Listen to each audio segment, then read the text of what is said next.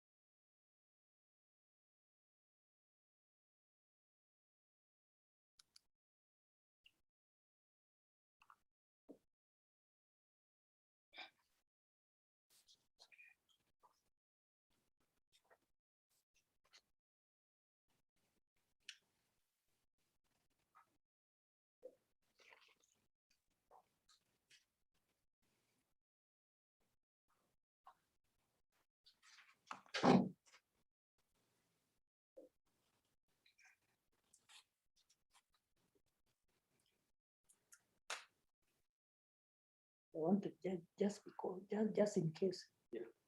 Oh, just in case. Okay, that's good. So, Then ask Joy is there. yeah, she's here. Ask her to bring for me a glass of water. Before we start. Okay.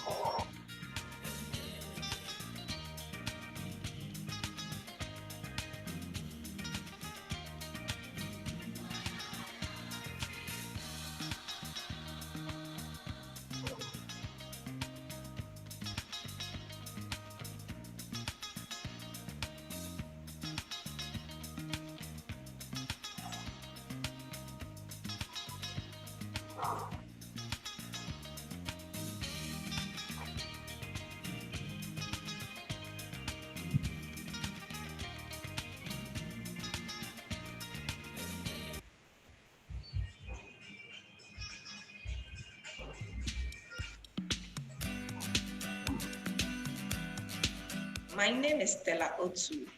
I'm a claims specialist for operations department in Old Mutual. Currently, I'm working at Old Mutual head office in Ghana. I first joined Old Mutual in June 2014. I've worked for 6 years. Old Mutual offers the opportunity for growth for everyone, every individual, once the individual is willing to grow. So for myself, I came in as a pensions administrator. I've moved on to be a client service consultant and a relationship manager. So Old Mutual offers the opportunity for growth. At any point in time, vacancies are open up, people are able to apply, and then they get it. It's wonderful. For a company to exist for 175 years, it means that there is something they are doing that keeps them in the market. It's a vibrant company. Customers are excited. They know we honor our promises to them, especially when it comes to claims. We're able to pay on time. So customers are very happy with Old Mutual. And as an employee, it offers me job security. I feel confident when I work for such a company. It's the best place to work for on the African continent. It embraces change, culture, diversity, and the future is bright. Whatever happens in the technological world, Old Mutual is there. And so I don't see Old Mutual as an old company, but it's a company which embraces change and moves with technology. Old Mutual has made me what I am today. Everything that I've learned, I learned from Old Mutual. So I feel very proud with that.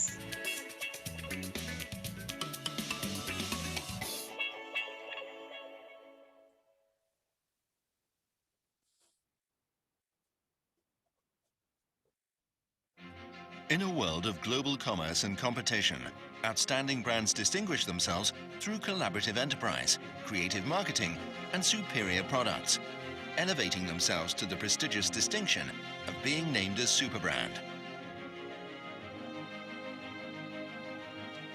Equity is a superbrand.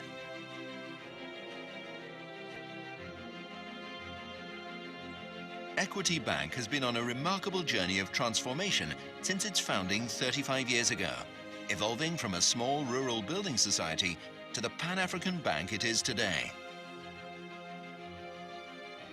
With operations in 6 countries and a representative office in Ethiopia, Equity Bank serves over 14 million customers and continues to grow, making it one of the largest banks in sub-Saharan Africa in terms of customer base. Equity Bank has transformed the lives of people in communities through strategic innovations, improving access, convenience, and daily relevance of financial services to all. Equity Bank now has over 300 branches, over 620 ATMs, over 30,000 point-of-sale terminals, and over 50,000 agents across the 6 countries of operation. Customers opting to use self-service channels are able to bank from anywhere and at any time. With the adoption of digital channels such as Equitel, Easy Banking app, and the Easy Banking suite of products like EasyBiz, EasyFX, EasyNet, Easy Loan, 97% of all transactions are on digital channels. Bank branches have become advisory centres to support SMEs and corporates and wealth management. Equity's digital online solutions continue to be enhanced to meet the dynamic changing needs of customers. With multi-factor authentication, an additional layer of security has been added by confirming your identity. One of the most common types is the two-factor authentication code sent to your cell phone when logging into online banking or the Easy Banking app. Equity's New Look brand speaks to today's rapidly changing financial services environment. The bank's agile business model, anchored on customer centricity and seamless delivery of service, enables a sustainable growth path while offering integrated financial services that socially and economically empower consumers, businesses, and communities. This also serves to attract new and dynamic customers and partners. Equity has received many accolades and awards, among them the 2018 and 2019 African SME Bank of the Year Award in the Platinum category at the IFC Global SME Finance Awards, and the 2019 Financial Times Bankers Bank of the Year Awards in Kenya, Uganda, and South Sudan. In 2020, Equity Bank was ranked 20th globally for return on assets and 55th globally for profits on capital by the publication The Banker's Top 1000 World Banks. The bank was also awarded Best Bank in Africa, Best Digital Bank in Africa 2 years in a row, and Excellence in Leadership in Africa at the 2020 Euromoney Awards. Through the Equity Group Foundation, EGF, Equity Bank and its partners have invested over $445 million in social impact programs focused on education, health, agriculture, entrepreneurship, clean energy, environment, and innovation. Equity's vision is to be the champion of the social economic prosperity of the people of Africa by offering them integrated financial services that empower them, thus transforming lives, giving dignity, and expanding opportunities for wealth creation. Superbrands, the most respected universal seal of enduring excellence.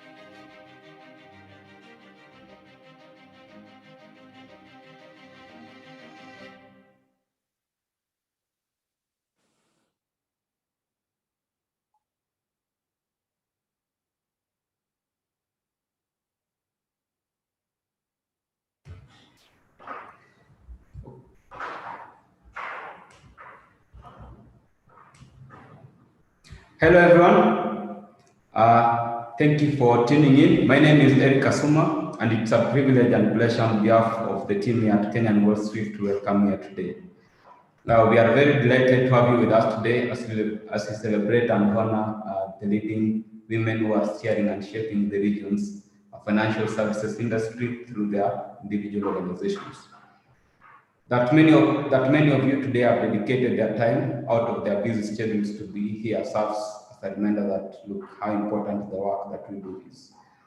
We launched the Angaza Awards at the regional e-conference for leading women in finance hosted by the Kenya Bank Association back in October 2015. In October 15th and 16th last year.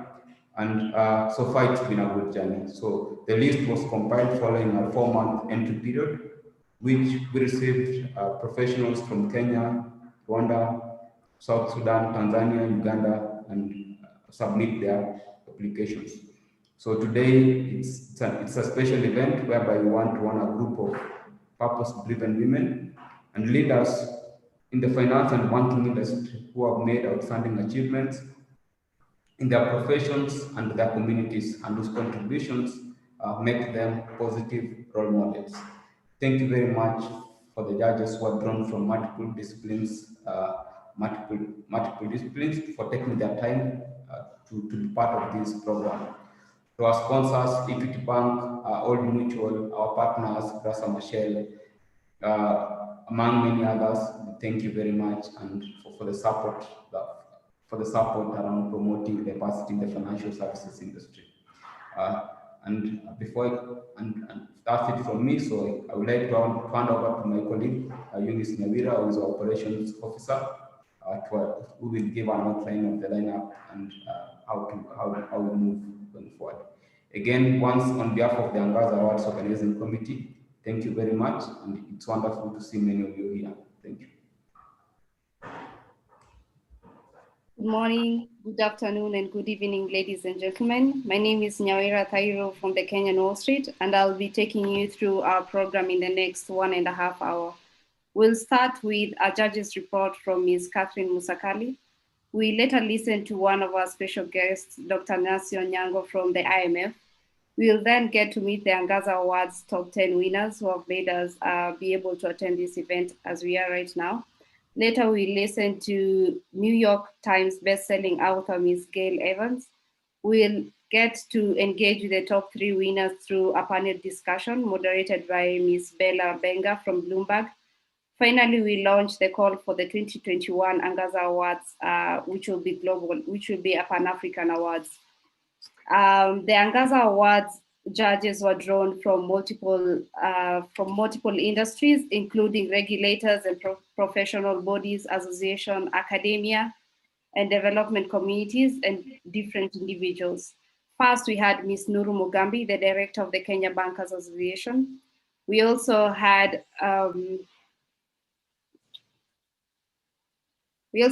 Ms. Professor Tabitha Kiriti of the University of Nairobi School of Economics.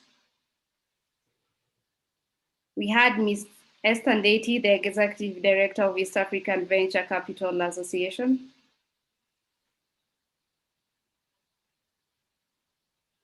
We also had Mr. Luke Ombara from the Capital Markets Authority, the Director of Regulatory Affairs.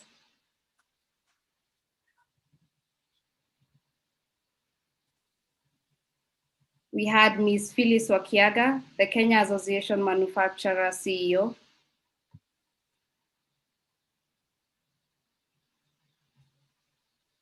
Dr. Mary Okello, the co-founder of the Kenya Women Finance Trust. And finally, we had Ms. Catherine Musakali, the founder of Women on Board Network. Please allow me to introduce Ms. Catherine to take us through the judge's report. Ms. Catherine, please turn on your video and your microphone for your remarks. Thank you very much. Thank you very much, Nyawera. Ladies and gentlemen, it gives me great pleasure to be here with you this afternoon to celebrate the ladies who are really changing and shaping the financial services sector. So on behalf of the judges who have been introduced to you, and it was a pleasure working with these ladies and gentlemen, I want to take you through the methodology, what the judges considered, and then share some thoughts about the winners of this year. And let me start by taking you through the methodology. So first and foremost, there was a microsite that was created for receiving all the applications. So there were no applications that were received outside of that microsite. And all the entries were received, and the Kenyan Wall Street team jointly shortlisted the applicants based on the criteria that was obvious on the application form and which had been reduced into a score sheet. Let me also say that the judging criteria used had the input of the judges who, as you have seen from their profiles, were drawn from the various disciplines, so that there was some assurance around the different perspectives in considering the winners of the award. Now, during the shortlisting process, the team at Kenyan Wall Street took the trouble to actually validate the entries using the participants' profiles on LinkedIn. So ladies, what does social media say about you? What does LinkedIn have about you? What else are you posting online? We took the trouble to actually make sure that we were looking at your presence online. So it's also important just to highlight that this year we received a total of 40 entries from across East Africa, and the countries that were represented in that number were Kenya, Uganda, Tanzania, Rwanda, and of course, South Sudan. So a broad spectrum of ladies were assessed, and a shortlist was then submitted to the judges, who in the first instance were encouraged to declare any conflicts of interest. So we each looked at the list, and if there were any specific conflicts of interests that we had, we then declared those conflicts just to ensure that the process was not flawed in any way and that there was integrity throughout the whole process.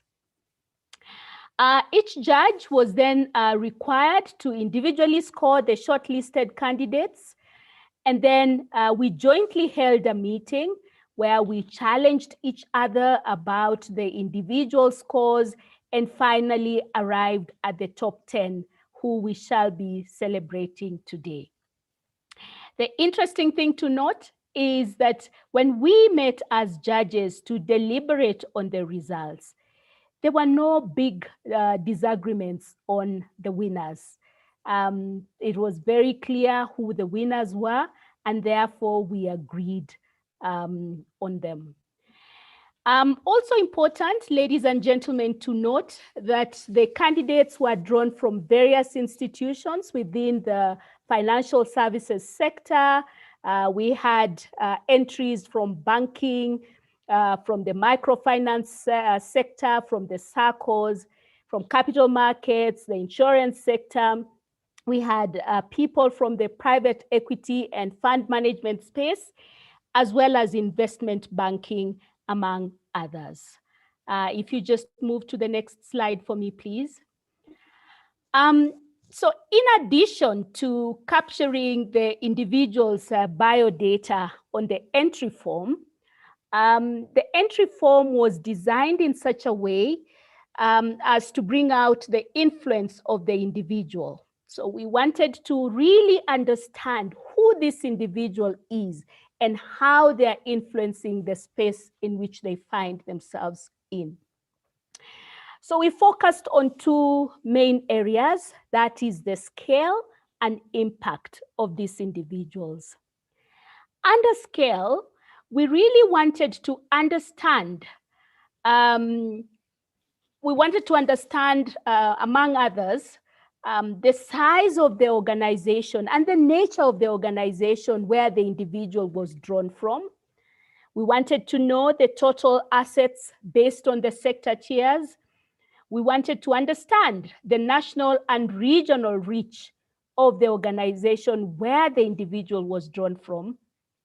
And then in particular, we wanted to understand the area of responsibility of the individual and how their responsibility contributed to the success of the institution as a whole.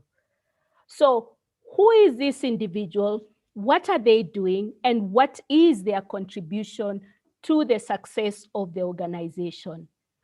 And considering the size of the organization, how have they impacted the growth of this institution? So that was scale. In terms of impact, we wanted to understand the individual's achievements in the organization. And we were looking at the relevance of their contribution. We were looking at reach. We were looking at revenue or savings based on that specific individual's effort. So we really wanted to understand what is their specific contribution, not the team effort, but their individual contribution. So we also wanted to understand that individual's professional achievements over the last 5 years. What have they been doing in the professional space?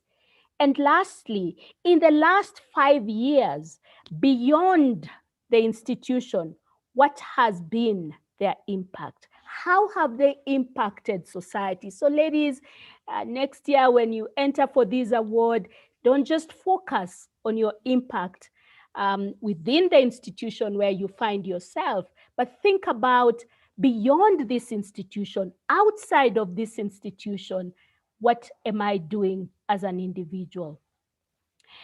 So during the whole process, a few things stood out for us as judges. First and foremost, we agreed that ladies are doing great and amazing stuff out there and are truly, truly shaping the financial services sector. And that's why this award is so, so important, because then we get to highlight the achievements of these ladies.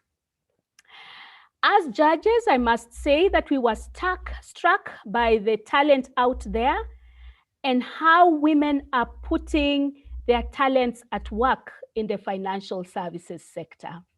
Some of the things that these great ladies that we are celebrating today are doing were things that we hadn't heard about, were things that were considered being at the back end of the institution. So this award is so important because we get to highlight these achievements.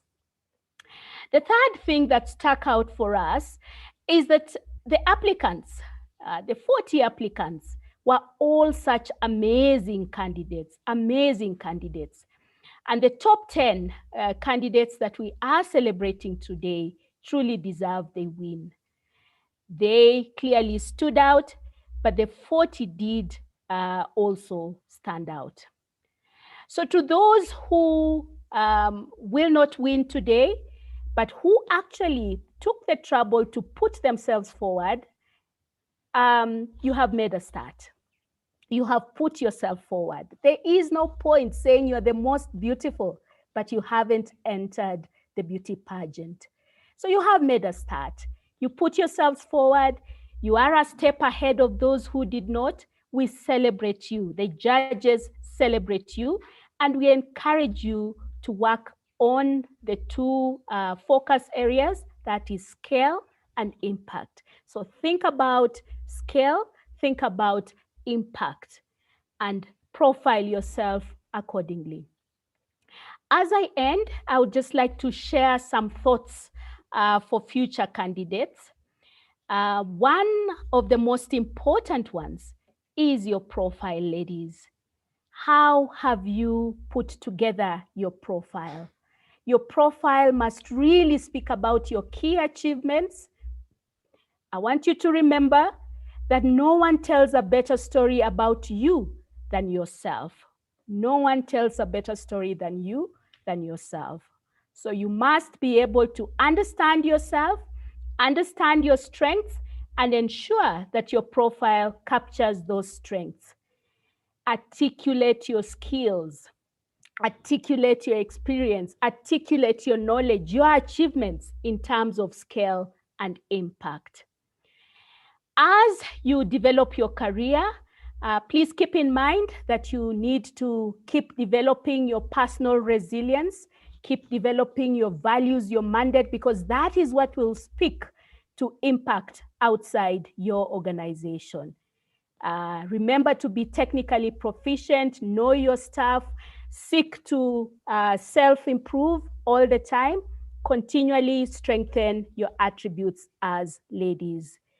Don't shy away from high impact work, because it is that high impact work that results in boosting your brand. And it's very, very important, ladies, that you know and own your own worth. Know and own your own worth. So don't be shy about highlighting some of your achievements. For some of the participants, we had to dig out their achievements from other corners, but their own profile did not speak about it. So do not shy away from highlighting your own achievements. Set your goals as you plan for next year and have a plan for achieving them. And one last one is that please remember that you're actually bigger than your organization. So don't restrict yourself to your organization. Think beyond your organization in terms of impact. Think about your legacy as a lady within the financial services sector. As I end, allow me, ladies and gentlemen, to thank Nuru and her team, to thank the Kenyan Wall Street team led by Eric, Jackson, Nyawira, and others for being so outstanding in running this award. The judges had a very easy time because all the data we wanted was put together by this team. They convened us as and when we needed to be convened, and it was a very smooth exercise for us. Thank you, my fellow judges, for your time, your dedication, and for ensuring the success of the award. So last but not least, we as the judges of the Angaza Award 2021 celebrate the winners of the 2021 award. Your win is indeed very well deserved. The challenge for you now is what next? The challenge for you is what bigger impact, what bigger scale can you have? How will you impact society? How will you use your award for impact? Hold the hand of another lady and be the change that you want to see in 2022. Thank you very much. Thank you so much, Ms. Catherine Musakali. Nuru has taught me this is how we clap in sign language. So thank you so much for the insights from the judges, and also we'll see as we be launching the Pan-African Awards, the entries that will come. At this point, I would like to introduce the brainchild behind the awards and one of the judges for Angaza Awards, Nuru Mugambi. Nuru has helped shape the Kenyan banking industry, spearheading strategic initiatives which position the industry as a driver of sustainable economic development in the country. Nuru has made numerous contributions towards progressive practices in sustainable finance, gender diversity, digital accessibility for persons with disabilities, and consumer protection. Nuru Mugambi designed the Kenya Green Bond Program, which facilitated East and Central Africa's first certified green bond. Nuru created the Leading Women in Banking in 2020 Banking and Finance Initiative by KBA, which supports more than 200 women in senior positions. Please welcome Nuru. You can unmute your microphone and open up your camera. Thank you so much, Nyawira, and thank you so much, Catherine, for walking us through the judges' report. And really, as you said, it was such a wonderful experience, and we really thank all the judges, Catherine, as well as yourself, Esther, Phyllis, Mr. Luke, who's here with us as well. And I know Phyllis is also here, and Esther has also been tweeting, so thank you so much. Dr. Tabitha and Dr. Mary Okello, whom is just the patriarch of finance for women in Africa. She was one of the first, in fact, I think she was the first Black female to be promoted to a manager in a bank within Africa. So we were so thankful for the judges that we had who spent the time and were so committed to making sure that we create a platform that really spotlights and showcases the amazing women across East Africa. Really, as I introduce our next speaker, Dr. Nancy Onyango, who really, again, is another example of the power of an African woman in finance, in the finance space. Really want to just celebrate the top 10. I'm going to walk through the top 10 shortly, but really just celebrate the top 10 because actually, as a judge, they broke stereotypes that I had, and probably an unconscious bias that I had, where I thought, oh, Kenya is, you know, the center of financial markets, and all talent within financial sector comes from Kenya. But when you looked at the entries from Rwanda, when you looked at one of the top 10 was Jonita from South Sudan, just amazing women, and I thought, my epiphany was, why can't we have a woman from Rwanda come and be a CEO in Kenya? Why not? Why must it always be Kenya exporting to East Africa and the world? So really, this award, and as we launch the Pan-African Award, I really want to encourage, and as Catherine has said, let us get more entries from around the country, from around the continent. We saw a lot of entries from banking, which led me to wonder, why are ladies in insurance, in fintech, in venture capital, Why are we not putting up our hand and telling people that I am here? So we really want to encourage you. So without any further ado, allow me to introduce you to Dr. Nancy Onyango, who is the Director of the Office of Internal Audit and Inspection at IMF, just an amazing woman. And Dr. Onyango has prepared a video for us. You can see her here at the top of Mount Kenya. So just because she's not with us in person, that doesn't mean that she does not have Africa at the heart of what she does. So allow us to share her video and listen to her message. Thank you so much.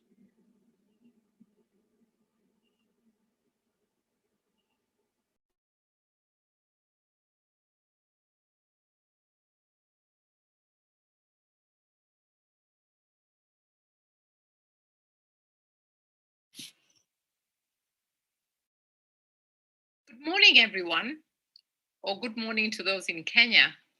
I believe people are signing in from various locations, including myself from the United States of America. But it's morning in Kenya, so I will keep it at good morning. Thanks very much for inviting me to speak at this event. The inaugural event for the Angaza Awards launched last year. It's always a pleasure for me to engage with professionals, both young, new, and seasoned professionals from home. I find that during such engagements, I always learn something new and make connections that will stay with me for years to come. To Nuru, KBA, and of course to the Kenyan Wall Street in particular, thanks so much for staying in touch with me, as it's very easy to lose sight of what's happening on the ground when I'm not there that often. Unfortunately, I have a work commitment that clashes with the exact time slot for this event, so I cannot attend in person. But in these strange times, we have all learned to adapt and adjust and align with the new normal. So this virtual setup is not very strange. So today I want to speak to the Angaza Awards participants and winners alike. But first, let me thank the organizers for even birthing such an event in the first place. Much as I love my country and my continent, I know many of us in Africa are not great at shining the spotlight on our heroes, of which we have many unsung heroes. If I just take Kenya as an example, it wasn't until we got a new constitution in 2010 that we even introduced a Heroes Day to recognize even the founding fathers and those who lost lives in the Mau Mau fight that gave us freedom. Last weekend, we celebrated Memorial Day in America. I was amazed to see how much effort is made to recognize, celebrate, honor, and remember veterans, people who fought in wars, who lost their lives while defending their country in various wars. Amazing tributes and sharing of their dreams and what their ultimate sacrifice meant for the United States of America, for their communities, for their families, for their siblings, for their friends and their colleagues. It was amazing to see how much effort went into that. Just last week, on the 1st of June, Madaraka Day, Dr. Patrick Amont was elected chairperson of the WHO Executive Board. In the meantime, he has been the acting Director General for Health in Kenya. Kenyans went crazy on social media, asking why he has been acting and not been appreciated for his work. I must add that he was eventually recognized for his contribution in the management of the ongoing COVID pandemic in Kenya at the Madaraka Day celebrations. So credit to the government for doing so. Another story of another Kenyan. Last month, an unknown 28-year-old gynecologist, Dr. Jemima Kariuki, who has a passion for maternal health, and she must be a very recent graduate if she is truly 28, given how long it takes to qualify as a doctor, let alone specialize.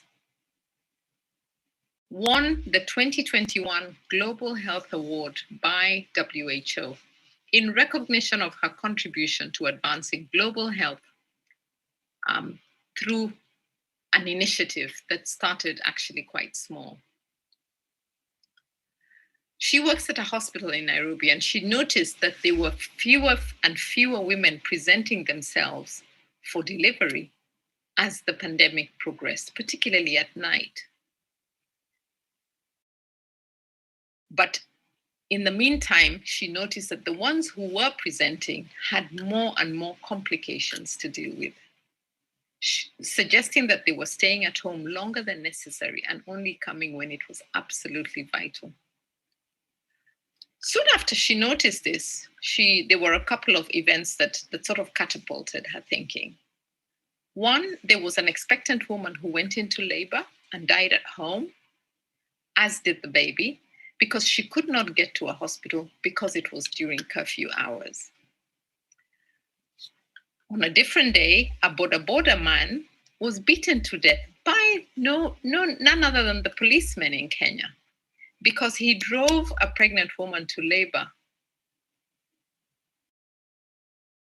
in labor to hospital after curfew hours on his motorbike. She was so moved by these stories and what had been happening at the hospitals.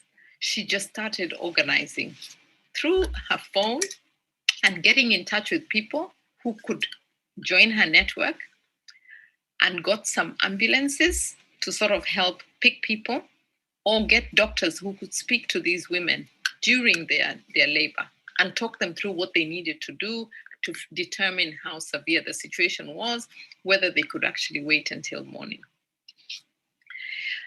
Once this thing was moving, she sent a tweet directing pregnant women to contact her after hours, after curfew hours, so that she could arrange for someone to talk them through what they needed to do, or arrange for an ambulance to transport them to a facility, even if they needed help after hours. This young girl, through this initiative, not only saved lives, and that in itself is something, but has attracted the attention of donors, partners, sponsors, including the Red Cross, EU, the BBC, fellow doctors at local and at international level. She started an organization called Wheels for Life on the 28th of April, 2020. So it's only 1 year old. What an amazing story. It gives me goosebumps. But in addition to the BBC award, she has also been recognized on the BBC's 100 Women of 2020. What a story. So how many people do we know who are doing stellar things and not getting the recognition they deserve? And it's not just about the recognition. Just look at the resources that Dr. Jemima has managed to attract and what sort of impact she will have. She plans to expand this NGO, she said in an interview, to become a global organization, because she knows that the need is dire across the globe. With the spotlight she has now, I have no doubt that she will achieve what she's currently dreaming of, perhaps in a very short time. As I said earlier, in Kenya and much of Africa, we're not great at celebrating our heroes at home, either until they are recognized globally or until they die. Wangari Maathai, Lupita Nyong'o, and even Barack Obama are some examples that I can name from the Kenyan perspective. I blame this on our African culture and societal norms, where we are taught from an early age that one should not blow their own trumpet. I don't think this is a bad thing in most cases, but when it comes to career progression or even getting into a career, doing this is unlikely to get you noticed, appreciated, let alone rewarded. Now, I'm not saying one should go about praising themselves and lauding their achievements at every chance they get. In fact, like Jemima did, you don't even have to talk about yourself or what you're doing. What you need is results. If you're passionate about something and you are doing it for the right reasons, that is all the Angazaing, I've made that word up, you need. Jemima was so passionate about what she did and what she could do in her small sphere. And because the need was so dire, the timing was perfect. Her stars aligned. I don't know her personally, but I get the impression she wasn't doing it for fame or fortune, for financial gain, or even recognition. Now that she has been recognized for what she has done, she may be able to achieve so much more. And she has shared the glory and the platform of this with many others, including the teams of doctors, the drivers, the receptionists, the people on the phone, the hospitals that are accepting these women. She has attributed this great honor to the teamwork and is convinced that the teamwork can make a big difference in a community. And I think she's right. It's very hard to do these things alone. So I don't want to mention my employer. I have a gagging order. But what I will say is that I'm currently employed at a multilateral financial institution as the head of internal audit. It's a great job. And I really think it's a cool job, but for three main reasons. And let me just share that. One thing is that we aim to make a difference at the country level, and we aim to have an impact on people's lives. We lend money to central banks and governments who are facing balance of payment challenges. Sometimes having a fresh perspective can be very rewarding. Like many of you, I had previously worked primarily in the commercial world, where measures of success usually had big dollar signs in front of them. Profits, bonuses, bottom lines, cost reduction, sales targets, etc. all rules the day. So it's been very rewarding for me to see lives through the not-for-profit sector, where other measures are used as critical success factors. I think, like Jemima, I have found my passion. The second reason I think it's cool is that it presented me with an opportunity for professional growth. It's hard to imagine that after 30 plus years in a profession, I thought I had seen it all, and I didn't even expect to be growing. A lot of what I did was probably stuff I had seen or done several times over, so the novelty had worn off. But just applying it in a different context, in a different world, at a global level, gives it a new twist and allows me the freedom to try things for which I previously had limitations. In a way, it's been very liberating, rewarding, and fulfilling. But by far the biggest lesson for me that I want to share with you has been learning the importance of being global. Apart from being a global ambassador for my country and my continent, which in itself places immense burdens, but at the same time is extremely rewarding, it is a pleasure to serve. Also, I now work with people from all over the world, literally. I have met people from so many countries that I had never even, well, I had heard of them, I heard the name, but I couldn't even tell you where they were. I've heard so many different accents, learned about so many cultures, that I'm only truly beginning to understand and appreciate how varied we are as human beings. And it's enabling me to think globally, more so than I had before. Don't get me wrong. I was already exposed. I had traveled to several countries, lived on 3 continents, and had been fairly exposed. But I realized that I had been quite narrow in my acceptance of others. Like many of you, I have unconscious biases. I have religious preferences. Perhaps I have limited tolerances. I don't have too much time to unpackage this today, but I do want to look at it with the lens that may interest you. Dr. Jemima will have to think globally and see what maternal health means in different locations and who she can partner with. So what does all this mean for anyone who wants to try and get into the international financial institutions like the International Monetary Fund, the World Bank, the International Finance Corporation, or even the Multilateral Investment Guarantee Agency, MIGA? These are all international financial institutions. If you remember nothing else from my talk today, I'll tell you one thing. Please remember to think global. Let me break this down further and make it even simpler. What does one need to do to get into an international or global financial institution? From what I have seen, And what I have observed over the years, talking to people who've joined and been in these organizations for a while, the easiest way to get into these institutions is to go to an Ivy League school like Harvard and so forth in the US, MIT, or Stanford, and in the UK, London School of Economics, Oxford, Cambridge, and go up to PhD level. Yeah, right. Like many of us can do anything about that now. Not everyone will get a chance to do that, although I encourage anybody still thinking about doing a postgraduate degree or even their first degree, see if you can get into Ivy League institutions.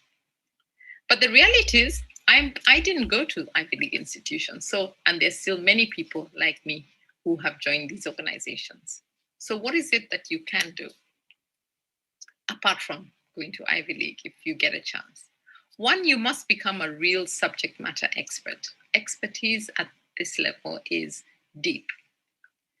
Many people have academic qualifications, but also practical experience, experience gained in multiple locations. If you take an area like, just take an area that you have a passion for. I don't know, it could be fintech, it could be financial inclusion, it could be, systems, it could be data analytics, it could be artificial intelligence in the financial sector. Whatever it is that you want to do, really get to become an expert at it. And that doesn't just mean get more qualifications, although sometimes those help. But spend time in forums, in collaborating with people, reading, cross-pollination of ideas, really get to understand what's behind it. Get in touch with key stakeholders in that sector, key players. Who are the legislators, the regulators, the civil society, the consumers? What are their views? What are their perspectives? If possible, do this at an international level. Don't just focus on your local environment. Don't just say, I understand the Kenyan market inside out. That's not enough. Try and understand it at a regional level, at a continental level, or even at a global level. Find out what else is being done in this space in other parts of the world. Get exposure to international forums, conferences, perhaps study abroad, collaborate with others. Use social media. And even our current virtual working environment should even make this easier to get in touch with people without necessarily have to incur the expense of doing that. Secondly, gain exposure to other cultures so that you can become proficient in dealing with people who have a different perspective than you. Develop what recruiters call an international personality. And when you do, this needs to be reflected in your CV, in your LinkedIn profile, and even your interview style. Explore more. That gap year that your young adult child wants to take to backpack across South America or Australia should not be dismissed, as it will plant a lifelong seed into their minds of thinking globally. Most people have a realistic understanding of what it takes and recognize that it takes courage to leave your friends and family to go abroad for whatever it is, backpacking, an internship in Thailand, teaching English in Korea, learning Mandarin in China. It is common practice, however, to underestimate the rewards of international living and working abroad. These are life-changing experiences. People who go abroad are often surprised by how much they learn about themselves and their own culture. And they achieve these insights while learning about how others live and others interact. There's one thing that hasn't changed in the international employment scene, even if others have changed. Overseas employers almost always require that new staff have some international experience. So as a job applicant, or if you're looking for something, please start trying to build your international career right from college. But if you are past that stage, build it into your current working environment. You need to possess what we call a high international IQ and be knowledgeable to interact with other people from other cultures in this cross-cultural work setting. When it comes to applying for the positions, do your research on local customs. Things vary so much, and it's hard to know what is acceptable in one location and not in another. Do not, and I see this, this is a habit that many people have, do not use the same CV and the same approach for 100 applications. It's not purely a numbers game. You need to be focused and you need to customize. Recently, a couple of months ago, I climbed Mount Kenya. And one of the things that was paramount to our successfully getting to the summit was adequate preparation, which entailed doing many practice hikes in advance. We climbed hills in various parts of Kenya, from Kilimambogo to Marsabit to Timau, and many in the Aberdare range. Each time we climbed, we got a local guide. We didn't use the first guy that I worked with. I liked him, but I couldn't go with him to every single hike. And the team that I was climbing didn't encourage that anyway. Because you can't use any guide because they're not familiar with the terrain in all these places. They may be familiar with you, but that does not give them the knowledge that they need in terms of the terrain, the routes, the wildlife, the weather, and the nuances that you need. It's the same with job applications. You cannot use the same blanket resume. Though you may be able to put a stellar CV and cover letter in Kenya or Rwanda, these same documents will be counterproductive for an international employer. The rules for what can, or should be included in a CV or a job application vary quite significantly. And it's so diverse that you've got to invest in trying to learn about the local norms. In the United States, for example, it's illegal for employers to base hiring decisions on age, race, gender, and nationality. So these are generally not included in applications. But applying for jobs in some parts of Middle East, for example, require you to give a little bit more of your personal information, like your marital status and your gender and the country of origin. In Japan, it's common practice to turn in a handwritten version of your CV, as they believe that the handwriting reveals a lot about your personality. So just make sure that to improve your chances of landing that perfect job at the international level, make sure your resume is extremely specialized and tailored to the position you hope to fill. Because the company may have to prove that you are the one and only candidate for this job, and make sure that you are actually talking as if you are, so that they can apply for a work permit for you. Finally, show flexibility and adaptability. If you can pick up your life and move overseas without much fuss, it might not hurt to let a prospective employer know that upfront. But don't lose hope if your situation is not as flexible. If you're willing to be creative, adaptive, and patient, you can still find your perfect overseas job and destination. One option I recommend to people who are considering working at the international level is to look for employment with a local affiliate of the organization that you wish to target.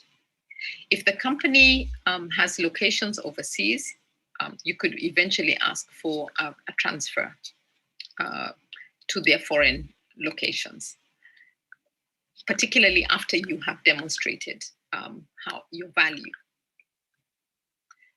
Your assignment overseas could maybe for only a few years, but you could also make it permanent. The benefit here is that you already have an insight into the culture of that organization, and your company also gets to know you, and they may be able to help with the logistics, visas, and handling even the move. So for example, just as an example, the IMF hires people from central banks, government treasury departments, and other financial institutions across the globe. The World Bank and the IMF and the IFC in particular have a much larger global footprint than the IMF does have. So they have offices around the globe, and I know they do have several in Africa, and I know they certainly have those in Africa as well, in East Africa. Regardless of where you end up securing a job, it is up to you to make the most of the experience. Working overseas can provide staggering opportunities to grow personally and professionally to those who are willing to take up the challenge. I'm not sure if I have shared sufficient nuggets with you to give you some insights into what you can do about international opportunities, if that is what you so desire. But I do want to end by congratulating the Angaza Award winners. I do want to congratulate the participants, the organizers, the judges, and the Kenya Wall Street for this very auspicious and important event. Do recognize people for what they do. Do shine the spotlight on people, not because of what they're saying about it, but what it is, what impact it's having on society. Finally, I'm not sure how I can answer any questions because this is pre-recorded, but I would suggest that if there are questions for me that remain unanswered, Nuru can send them to me and I can give her written responses and share those with you. I also look forward to connecting with as many people as possible on LinkedIn. Have a wonderful day and let's stay connected. Thank you and goodbye.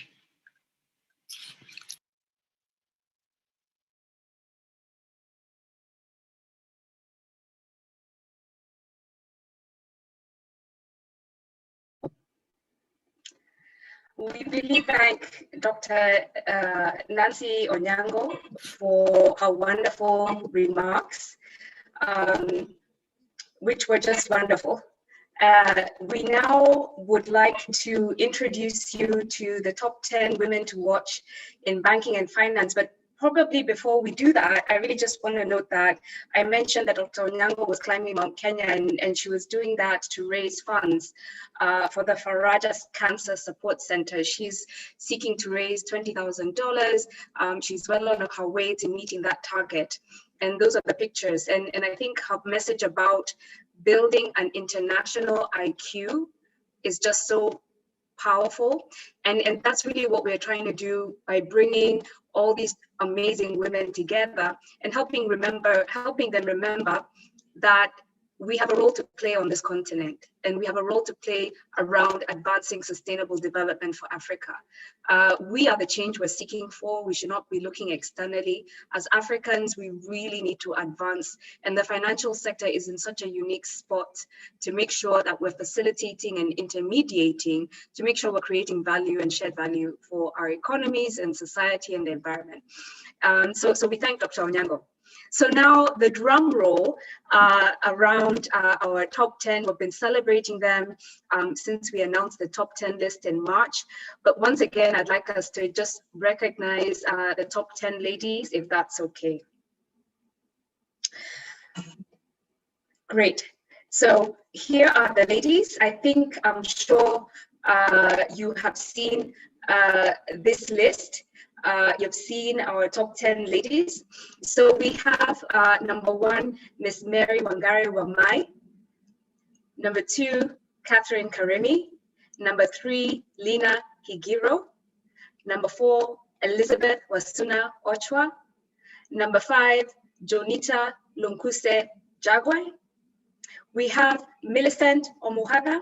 I hope I'm saying that right, Millicent. I know you're on the line. I hope I know it's the Luya way, which sounds like the French way. But Millicent Omukaga. We have Emanuela Nazahu Bonimana. We have Judith Sidi Odhiambo, Rosemary Ngure, and Pooja Bhatt. So we really want to recognize these top 10 ladies. Just in the interest of time, we've posted their profiles, a link to their profiles in the chat. But really, this event is to celebrate them. We will be hearing shortly from the top 3 in the panel discussion with Bella, but really just congratulate them. This is how you can clap in sign. We really congratulate them and really wish them the best. We heard from Dr. Onyango. She said that we really need to build our international IQ. And we hope and challenge, and as Catherine Musakali earlier challenged this top 10, we challenge you. It's not just about us shining a light on you, it's about you shining a light on other women. Pull up another 10 ladies with you, regardless of what country they're in, pull them up, shine a light on women within your organizations, shine a light on your customers, especially the women in the she economy, particularly women in the informal economy. It is our duty as African women to make sure we are supporting the women who don't have the resources that we have. The Bible says, for whom much is given, much is expected. And certainly women in the financial sector, we are at the vantage point of really making a real impact in our communities. So it is on you to pass on the baton, pay it forward. But once again, congratulations. We're very happy for you, all of you. We're so excited that it's such a diverse group. We even have Jonita, who entered from South Sudan and really just blew my mind, and really want to just congratulate everybody. At this point, we would like to introduce to you our second keynote speaker, Ms. Gail Evans. Ms. Evans is just amazing. I read her first book, Play Like a Man, Win Like a Woman, some years back, and it has been my blueprint. And I continually look at that book. I'm also now reading her second book, She Wins, You Win. So allow me to introduce Ms. Gail Evans and ask her to turn on her camera. Ms. Gail Evans is the author of Play Like a Man, Win Like a Woman, a phenomenal bestseller that has quickly become a classic in its field. A former White House aide and CNN's first female executive vice president, Ms. Evans was responsible for creating some of CNN's most successful shows. I'm sure many of us were just glued to CNN during the US elections. And a lot of the work that you see CNN doing is thanks to Gail.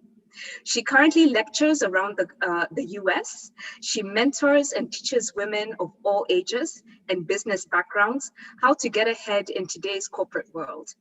She lives in Atlanta, and Ms. Evans is just so humble and wonderful. She hosted me in her house in April, and it was just such an honor to be in her space, such a wonderful woman. But she lives in Atlanta, Georgia, and has 3 children. So Gail, I'm going to stop sharing the slide. And good morning. Hi. How are you? Fine, thank you. Congratulations to all of you. What a wonderful, important event. Fantastic. Thank you so much, Gail, for making the time to be with us.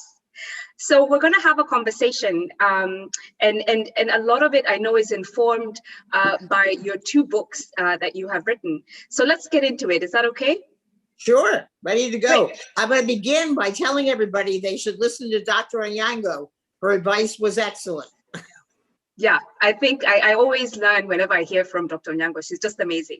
So, as you are, and you are widely recognized as a critically acclaimed author, and I talked about your 2 books.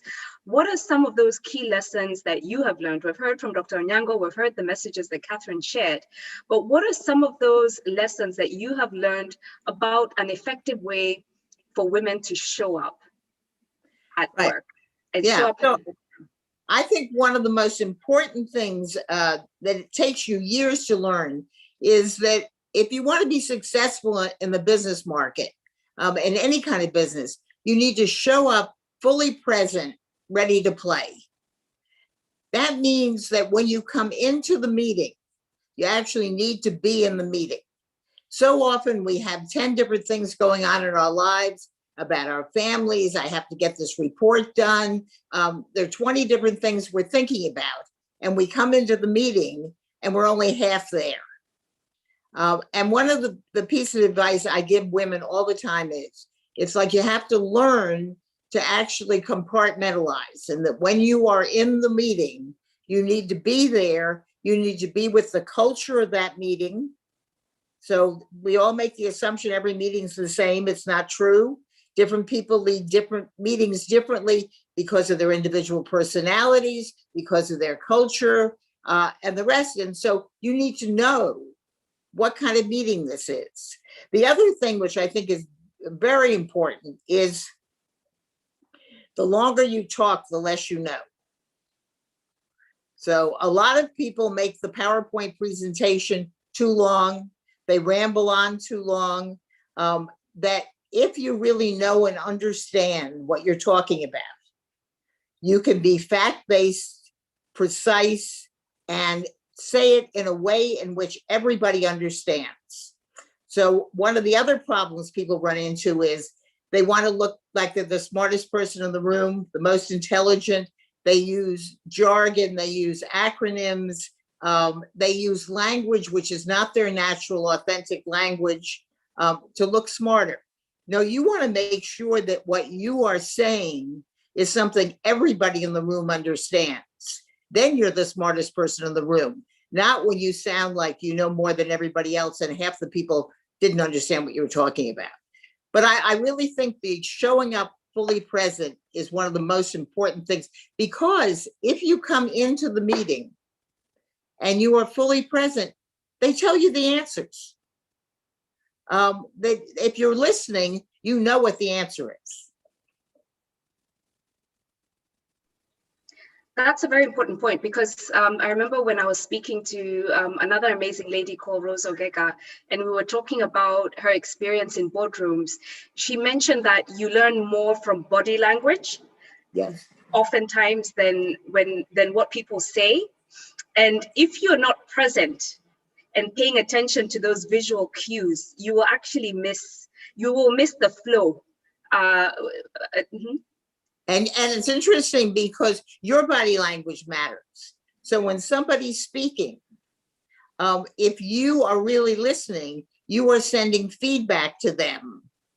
And what you really want to do most of the time is send positive feedback.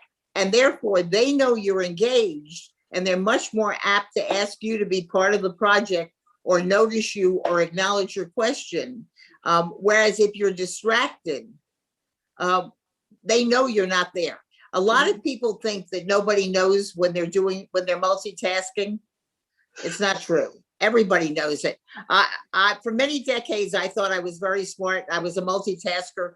What I've learned about multitasking is it means you do a lot of things not very well. Like do one thing, get it done, and move on to the next. Multitasking just means you're mediocre. I love that you say that, Gail, because I cannot multitask. Right. They say women can, I can't. I used to think I could do all those things at once, but I realized I just did all of them at 75% instead of doing them individually at 95%. Wow, that's interesting, because sometimes women, we carry that baton that women, we can multitask, but it's not necessarily a strength all the time. That's interesting. So you said to me once that you are on a continuous learning curve, and that life is an ongoing learning experience.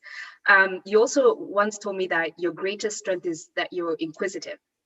Why do you think that is a strength? Well, I think that one of the things that we learn as we go through the business world is that smart people, leaders, ask good questions. And if you're not continually learning and you're not willing to learn and you think you know the answer, you're much less apt to ask good questions. And what good questions do, not only they show the leaders that you know what you're talking about, but they also let the other people in the room know that you're a safe, smart place to be, because you've listened enough and learned enough to ask the good questions. It's not ask questions, it's ask good questions. The very big difference between just asking a question for the sake of it and asking questions which move the action forward. What is a good question? What is a good question? Sorry to interrupt, but what's a good question? I think a good question today would be, the Angaza Awards winners have now received this excellent accolade. What are they going to do with it? That's the challenge to everybody.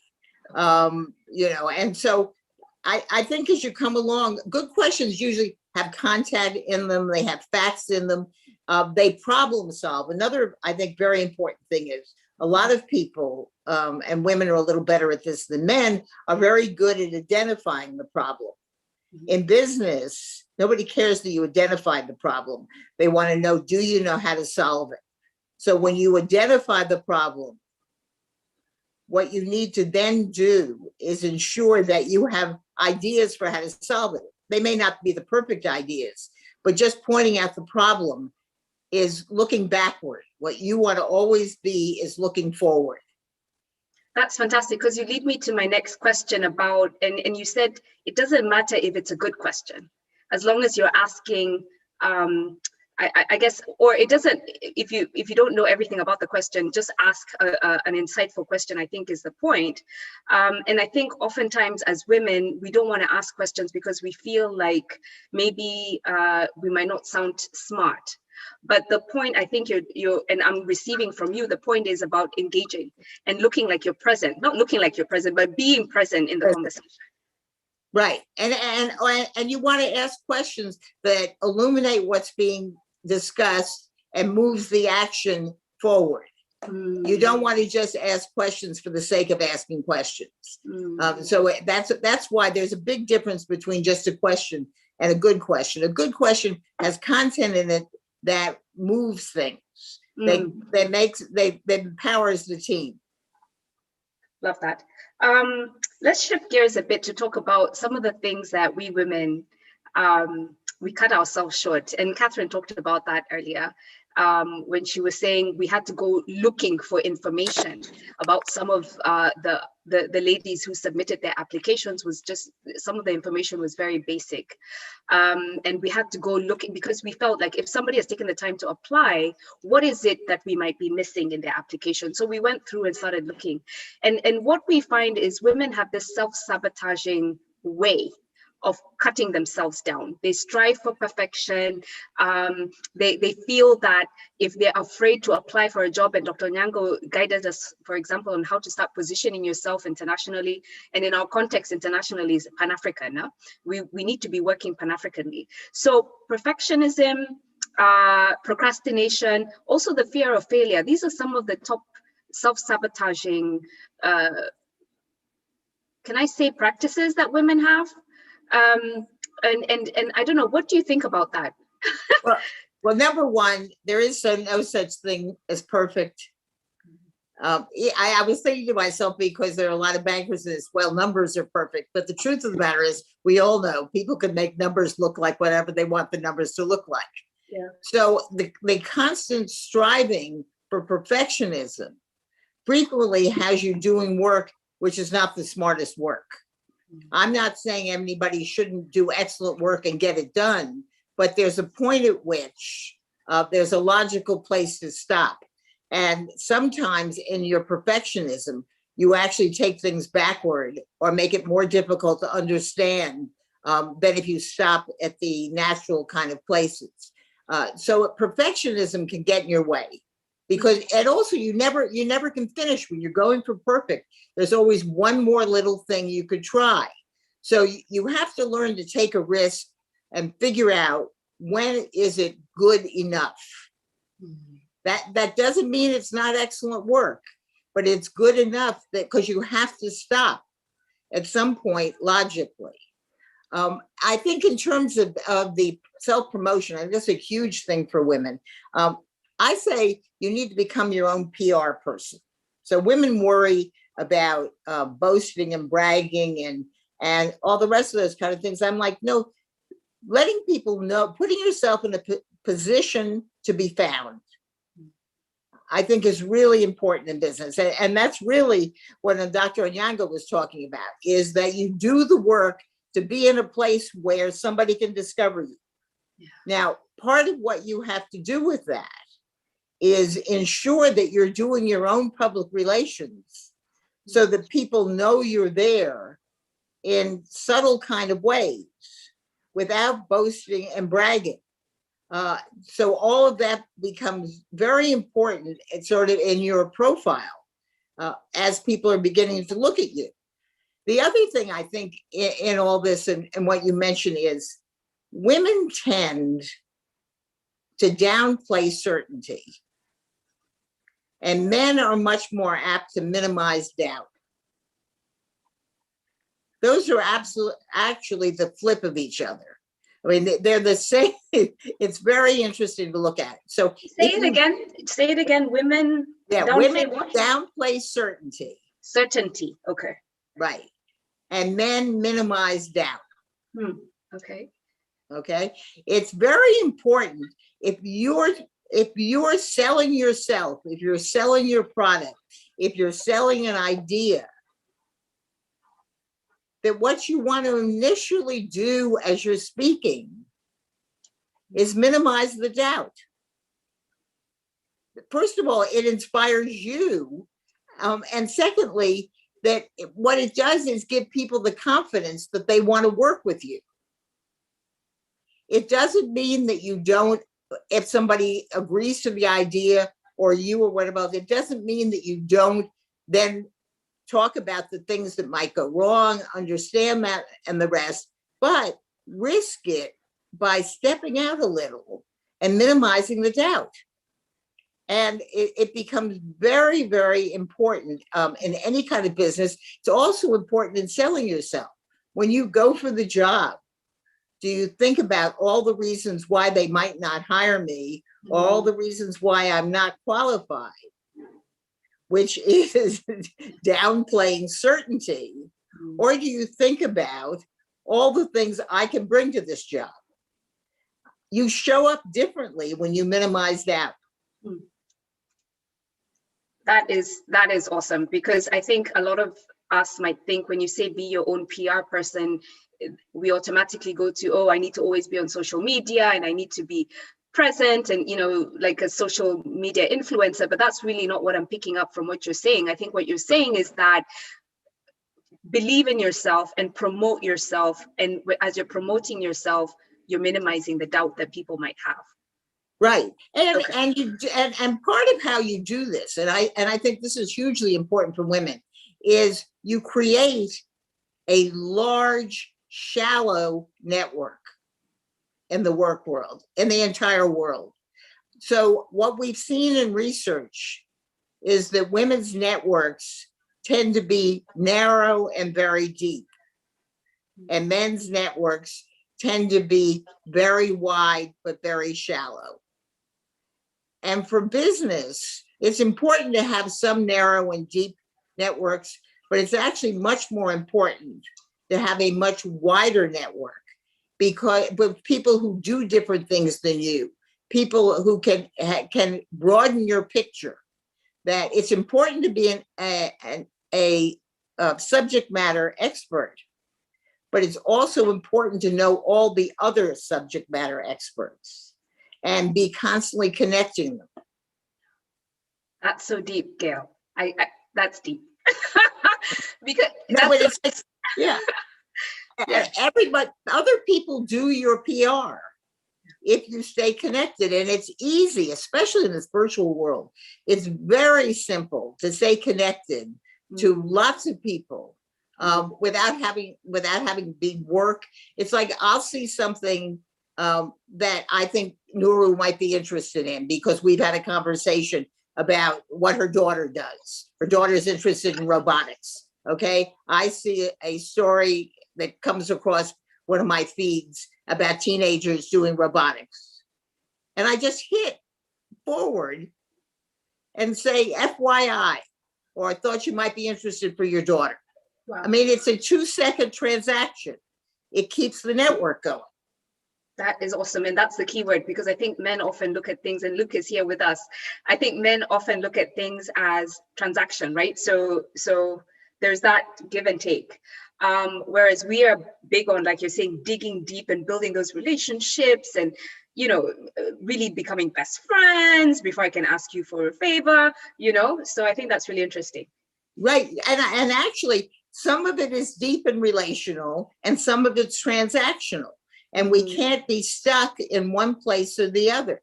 So my forwarding an email to you that talks about something you know your daughter's interested in is transactional. I don't need to write 4 paragraphs about how I miss seeing you. We ought to get together for lunch to forward the email. That's why when we talk about networking, I always say that men understand it's about creating a huge net and women think it's about work. This is so interesting. And, wow. and you know, it's not work. It's just about liking people, listening to people, and maintaining those relationships without them having to be burdensome. Fantastic.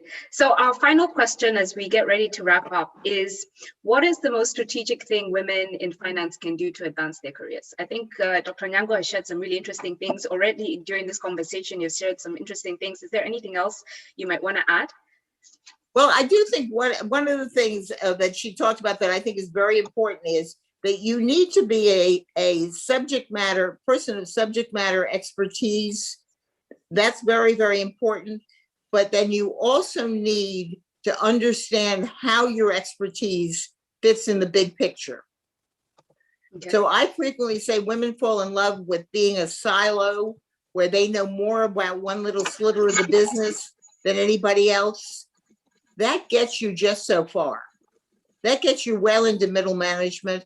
But if you want to be a leader, you need to understand how all that small picture expertise fits in the big picture.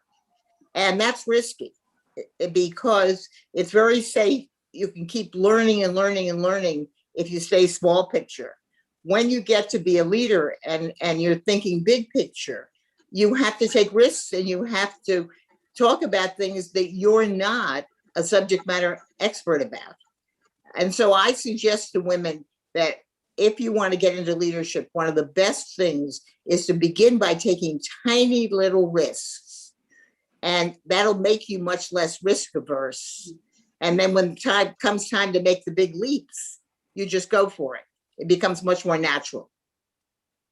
And I think also sometimes you can take both the tiny risks and the leaps at the same time. Right, I think that's true, you're right. And then the other thing I would say that I just think is so important is don't anguish that, somebody makes a mistake or something goes wrong. It's like, fix it and move on. That nobody wants to be in the meeting or play with somebody who always reminds us of, remember 3 years ago when this happened, and so be careful about that. Fantastic. It happened, you fix it, and then you move on. Fantastic. Thank you so much. I'm seeing so many positive messages in the chat. When Drew is saying great insights, I'm going to be my own PR person. We're saying, okay, somebody who says their Galaxy J6, I don't know who that is, but they're saying their mind is blown.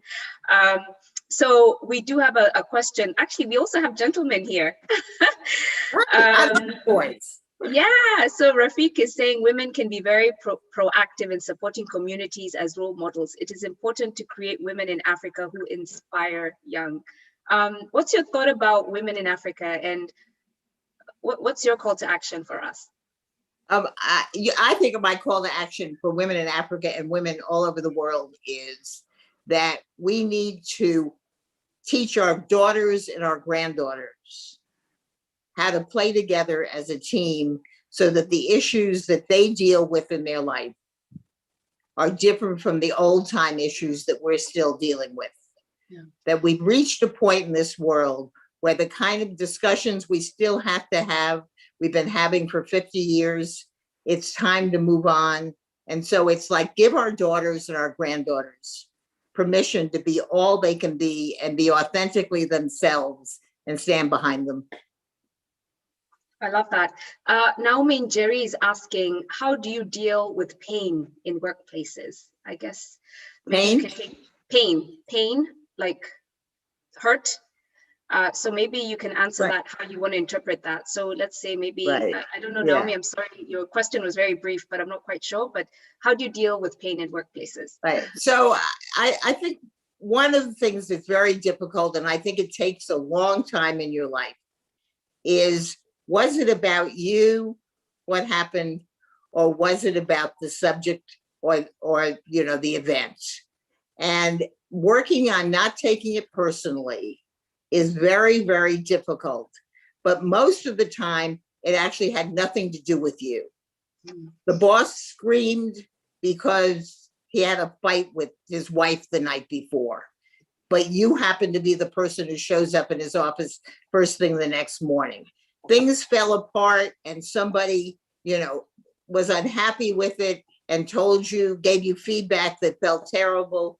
Was it really about you? One of the things I think that becomes very important is learning what's the lesson from what happened now. What do I have to learn from it? What role did I play in it happening?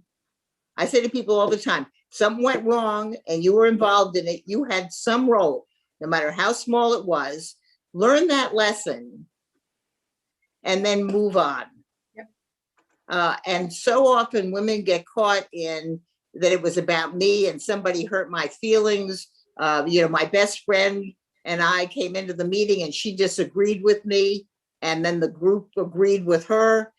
That's about business. And how do you begin to understand what's about you personally and what's about what just happened or what's about the other person? And 75% of the time, I would say probably 80% of the time, it has nothing to do with you. It's where the circumstance you're in. You know, how often do we, those of us who have children, yell at one of our children, and it's because we're frustrated about something else and we got angry at that child, what they did. So it's look at it and try not to take it personally. I love that, Gail, because my daughter actually is teaching me this lesson, because I can get onto her or she can get upset with me, but literally within a few minutes we've moved on. And I think she's taught me how to really, this idea of just kind of bouncing forward, just keep moving on, because you can't keep going backwards on some of these issues. Tebeho has posted a question, and this will be the last question we take. She's asking, how do you maintain work-life balance as you're aiming to climb that corporate ladder? As a mom, I know you have kids, right, and your grandmother. Right. How do you maintain that work-life balance? So I don't actually think work-life balance exists in today's modern world. So I think part of why we get in trouble is we somehow try to make work one part of our life and life another part of our life. But the reality is we just have one life. And one of the things that I've noticed is that if somebody emails you at 10 o'clock at night, you feel as though, look at these work people, they're interfering with my life, and you know, they have no respect for the boundaries and the rest. But when we call and make a dentist appointment from the office, we don't think about how life is interfering with work. So the truth of the matter is we live on a continuum. We do personal things in the course of our day when we're at work, and work things sometimes interfere with our family life. And what I've done, number one, I think it is important, and this is not always a popular message to women. I have 7 grandchildren, most of them are adults now, and 3 children, and children, you know, in law and all the rest. Those children that you're taking care of, that you are parenting and the rest, that part of your family is there for a certain amount of time in your life in which they need your physical support and your deep intellectual and mental support, and then they move on. And so one of the things that I say to women is you need to adjust your career sometimes, because everything cannot happen simultaneously. And I think we've all gotten the message, well, you know, you need to be full tilt all of the time and the rest. If you have 3 or 4 little children, that takes a lot of your energy. That may not be the time in which you're fighting for every promotion. Now, I know a lot of women go, no, that's terrible. But the truth is that you cannot do everything. And what happens is that if you're a good employee and you're smart, and you don't take on every assignment for 3 or 4 years or 2 or 3 years, it's not going to kill your career if you're a really good player. It becomes just another part of how you lead your life. So I say to people, look and see whether you want to do everything simultaneously, or whether life is more, on the continuum, it's more sequential. And are there years, in which you really want to, sort of, as they say, step on the gas, and times when you hold back a little. The other thing too is that you can't get either place perfect. And part of why we have trouble with work-life balance with small children is we think both places are supposed to be perfect, and the reality is neither of them are perfect. That's so interesting, because what you're talking about is, we talk a lot about family planning, and how you plan your children and giving birth. So what you're talking to us about is really about career planning, and it just reinforces what you said before about taking those tiny risks and big leaps. And part of the career planning to me is this idea of how do you figure out when to take those tiny risks and take those big leaps. So thank you so much. And we could talk forever, Gail, but we need to move on to the next session. And really just want to thank you so much. You've shared so much amazing and practical insights. You've talked about one key insight, and a lot of people have resonated with that on the chat, is this issue of minimizing doubt, being your own PR person, I think. And then also the point that a lot of people are resonating online is the fact that men typically have wider or broad networks that are large, and women go deep with few. And I think that's a new strategic approach that many of us need to look at. You spoke about showing up and being present in meetings. When you said that, I was looking at the chat and I was like, oops, can she tell? So thank you for that, about and reminding us that we can tell, even in the virtual world, we can tell if you're paying attention. So thank you for that. So, and that also reminds us about, in the virtual world, be ready to turn on your camera and look polished in whatever meeting you're in, because you need to show up. Yes, right. Look, it's very important to look like a player in this virtual world. So one of the things I always say is, I can't tell you how often in the virtual world I see the woman and her camera, and she's either in her bedroom or the kitchen. And I'm like, no, that is not where you need to be. And so you need to think strategic. You need to be strategic and intentional in what you do, whether it's about your family or your job or whatever else. That the way you get ahead is if you are smart and strategic, and then you take the moves that you need to take to get there. That is a perfect way to end this conversation. Thank you so much, Gail. Hand clap to you. Hand clap to you. I see Joy has also posted. Joy, who introduced us to you, has posted a wonderful message. Thank you, Joy, for connecting us with Gail. We really appreciate that, Gail. And we really, really appreciate your time. Thank you. So for those of us who have not had a chance to read any of Gail's work, she has 2 amazing books. They're New York Times best-selling books, Play Like a Man, Win Like a Woman, and She Wins, You Win. So please pick a copy of your book. They're available online on Amazon. They'll probably also available at your local bookstores. I know I've seen Play Like a Man in Nairobi. So definitely pick up Gail's books and let's continue to learn. Thank you so much, Gail. So now we have a quick message from our sponsors. Equity Bank talks about the wonderful products that they have around treasury bonds. We'll be able to share this information with all of us after this event.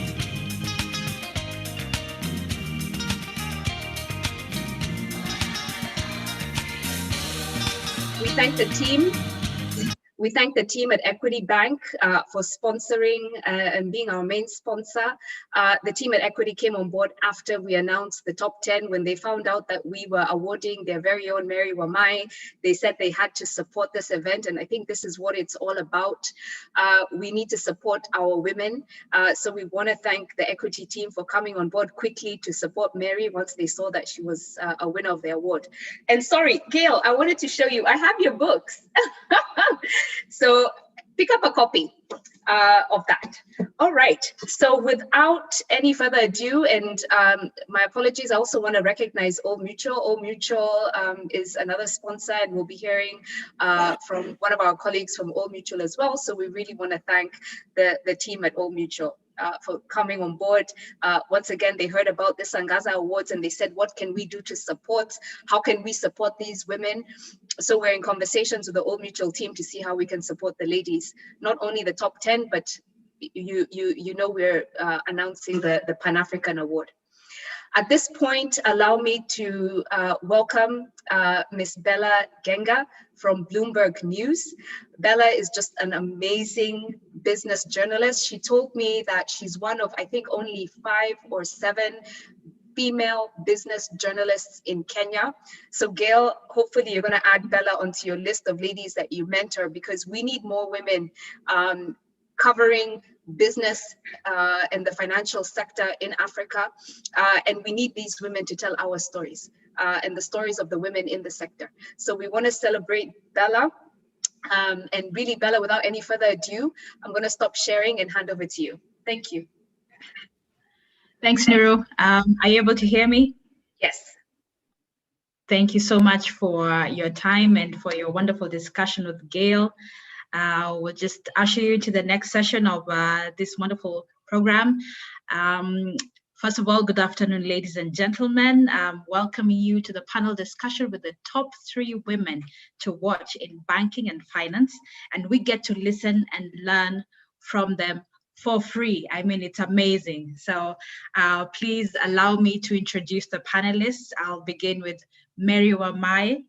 Mary Wamai is the highest ranking female executive in the financial services sector in East and Central Africa. She's the executive director of Equity Group Holdings, which disrupted banking in Kenya and the region. I look forward to seeing what great things they have in store for the continent. Allow me to welcome Lina Higiro. She is the first female to run a regional bank in Rwanda. She is the Chief Executive Officer of NCBA Bank, I beg your pardon, PLC Rwanda, which is the fastest growing bank in Rwanda, with a full mobile savings and lending digital banking platform. And she's serving almost 3 million customers, which is the largest based in Rwanda. Next, I'd like to introduce to you Catherine Karemi. She is a Chief Executive Officer of APA Life Assurance Company, Kenya. She's the first female in the APA Apollo Group. She also serves as the first board advisory member from emerging markets at Nanyang Business School in Singapore. Next, I'd like to introduce to you Luke Ombara, who has been wonderful and fantastic enough to agree to be part of this panel discussion. Luke Ombara is the Director of Regulatory Affairs at the Capital Markets Authority of Kenya, and he was one of the judges. Please welcome him. Also like to introduce to you Nkirote Moria Njiru. She's Company Secretary and Legal Counsel of UAP Old Mutual Group, one of the sponsors of the awards. She's also Company Secretary of Faulu Microfinance Bank in Kenya. Welcome to the panelists. Please turn on your videos and wave. Congratulate all the women and all the wonderful things that they've been able to achieve thus far. Thank you so much. So we'll just move to the question session. And you'll allow me to begin with Mary Wamai. If you could unmute your microphone. My first question is, what has you most excited about the future, Mary? Thank you, Bella, and thank you for the organizers. I'm really privileged and delighted to be in this forum today. And also thank you to the judges for finding me worthy to win this award. So I think I would say, Bella, that we are living in very exciting times, especially just coming out of a crisis that we are all aware about. Which has really shaken us to the core, both in our personal capacities and also in our institutions, on our businesses, whatever we do on a day-to-day basis. It is something that none of us has experienced before. So what I would say is that one of the opportunities and what is exciting me is the opportunity for us to take leadership as women leaders, as women financial and banking services managers and leaders, as women entrepreneurs, because you also have entrepreneurs on the call, to really take the leadership. what we can do and the opportunity available to us is to pull ourselves and to pull our businesses, to pull our institutions out of that crisis that we found ourselves in for the last about now, I think is going to about 2 years for some of us, maybe a shorter period for some of us. So that is the biggest opportunity we have, just to prove ourselves that we can do it. And there are very many ways of doing that. So what we need to do, and we have been really challenged by the speakers who have spoken, is to figure out the best way to do that. The best way to do that is probably to think creatively and very innovatively about what we do. It may be time for us to even re-engineer our business models. It may be time for us to reinvent ourselves. It is time for us to reinvent our cultures, especially the performance cultures in our institutions. It may be time for us to rethink our product offering. It may be time for us to rethink what we do, the services we offer. Digitization, for instance, has given us a very, very good opportunity to serve our customers differently. In our space, we have e-commerce doing an amazingly well. So we can start thinking about that. I think we also talked about the move towards the new innovations like artificial intelligence. We talked about things like data mining so that we can understand our customers more and better as we go into the future. Those are the ones that will make us play to win. And that is another thing that is very exciting, Bella. It's just to create teamwork in our organizations or in our businesses, whereby everybody is playing and following a similar purpose, a sense of purpose. That is what I think is very exciting for me, that opportunity as we go into the future. I think it's also interesting and also very exciting for me when I see and I look at the global trends, and I'm very, very excited that Nancy really re-emphasized this in her address to us, to say that we are all what we commonly call a global village, and we need to have our eyes out there to see what opportunities are there.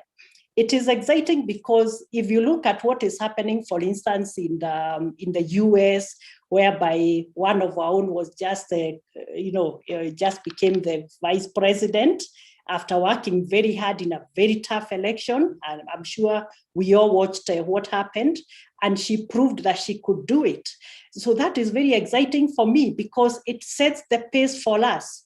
One of the quotes that I really love by Kamala Harris, the vice president of the US, she says that we will be the first in doing many things, but we should not be the last. What does that mean for us? Especially for us women who are more experienced, what it means for us, and she made that commitment, and we need to make that commitment, is a commitment also to mentor and coach others. And I think we have seen how that can happen even in this forum today. The women who are more experienced telling the youngs who are coming up, this is how you can do, this is where you can trend, this is a no-go zone.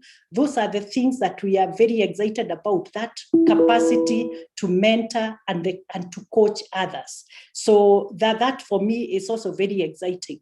Now, I'll not talk much, but before I finish, I would also talk about the regional opportunity for us, because most of us here are in East Africa, we are in Africa, and it is good that even the Angaza Awards are now doing Pan-Afric, they are looking Pan-Afric. I've seen we are launching that today.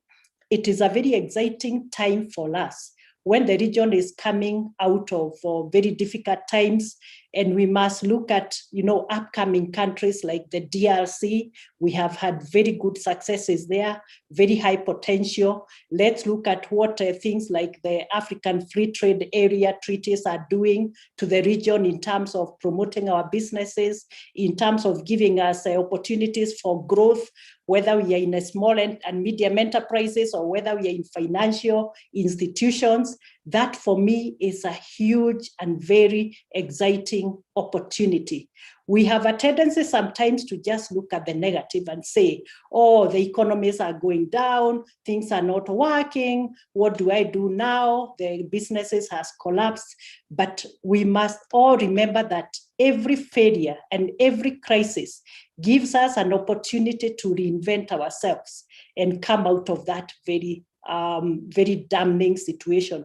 But if we accept that there's failure, if we accept that it's a situation that we cannot manage, I'm sure that will be a self-fulfilling prophecy, and we must not accept that at all, both as women leaders and also the ones that we are coaching and mentoring. We must be the voice of reason. We must be the voice of hope, especially for the upcoming generation who are looking for direction. What I've realized, especially in my mentorship forum, is that the young people are really looking for role models. They are looking for people who can inspire them. They're looking for people who can tell them, this is what you need to do. But I think we have very few role models. So we must consciously take it upon ourselves to perform that role. Because even as I believe we were mentored in very different ways, right from when we were growing up, the mentorship may have been done differently. I certainly did not get mentorship on Zoom or on Teams or on what, but I got some mentorship nevertheless. And this is why I'm here. And I'm able to have achieved whatever I achieved. So I would say that that is also exciting for me. Yeah, thank you, Bella. Thank you so much, Mary. Always a pleasure listening to you and taking notes and just soaking in all your wisdom. Next, I'd like to ask Lina Higiro, what are your top 3 lessons that you've learned? What are the top 3 lessons that you've learned from your leadership experience? Yes, thank you, Bella, and congratulations for you. You have accolades as well. And congratulations to the ladies on this forum. And I would like to also say, as Mary has said, Nuru, you have started a domino process now.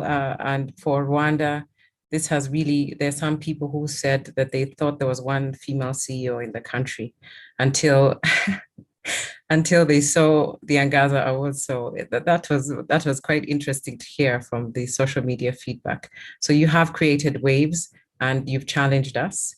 And a lot is now happening, particularly for us at NCBA to make things happen for women. Now to the question on leadership, I thought I would reflect on 3 things that I've experienced just in the last few days. And one was just the other day, I was going to Nakuru for my son's graduation. And I have this, there's a business coach. There's something else I'd like to say, and I'm glad Gail raised this. I happen to accidentally get a business coach who's helping me every day to learn and to just have a better acumen as a banker. And he said to me, read 20 minutes a day, anything, just read, listen, just take that 20 minutes and have some industry specific information that you take in. And as we were driving to Nakuru, I stumbled across this study, McKinsey 2018, on the leadership gap in financial services. And there stood this statistic: 24% women and men in banks start entry level together. But as they move to supervisory, about 24% there's a gap between men and women, 24% gap. And I looked back and I thought about the recruitments we've done in the last, and movements in the last 3 weeks. And there was I asked, what did I miss? Because there were 2 women who raised their hands up for a position. And I wondered what I missed. And there was clearly an ambition gap. And also a gap on my part as leadership on why didn't one lady put her hand up from an entry level to the next level. And in that trip alone, I made 2 changes to how we recruit. So 20 minutes, just 20 minutes in, industry knowledge makes a big difference, and you make a big difference in the lives of the people you're working with. The second thing that I really found that supports me and has built me as a leader is seeking genuine feedback from my peers in the bank, from my staff from all levels. So I call it the thermometer. It's my thermometer for checking the temperature of the organization. Are we communicating right? What's really not working? And twice a year, I meet everybody one-on-one. And this has really helped me. People are now, I ask 2 questions.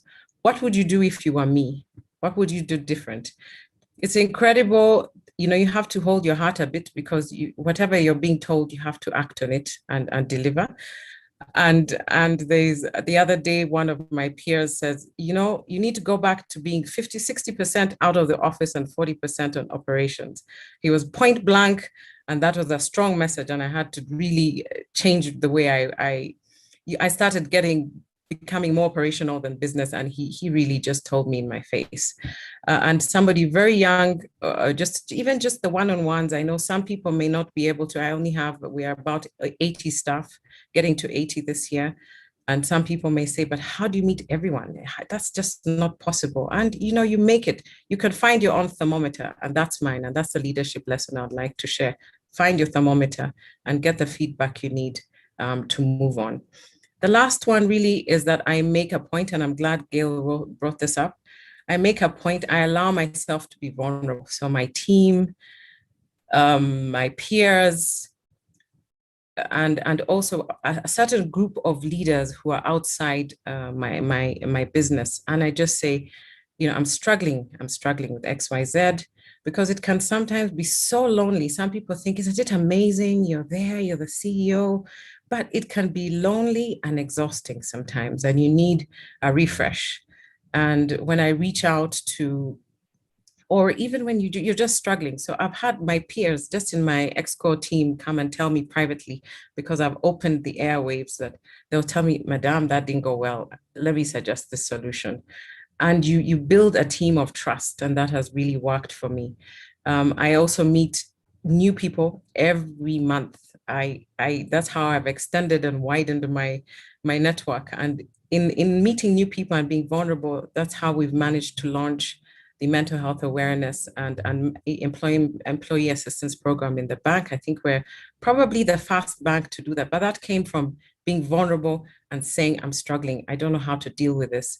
And as 3 women from different banks, Equity actually, a member from Equity Bank and a member from BRD, we put together this plan, and we're all going to launch employee assistance programs for mental health in our various institutions.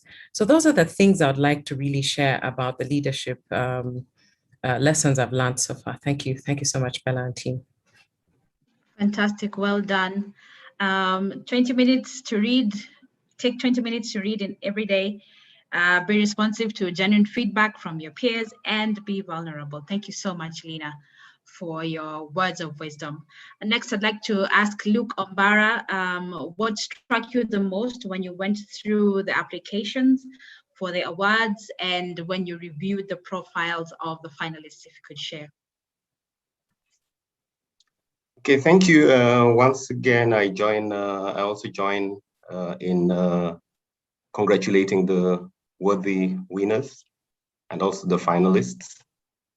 But I'll stick to your question.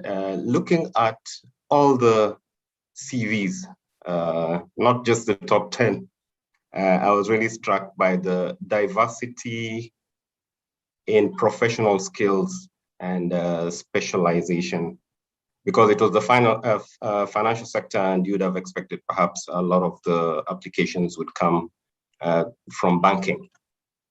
But you could see the PE, the private equity venture capital space, insurance, the capital markets, microfinance.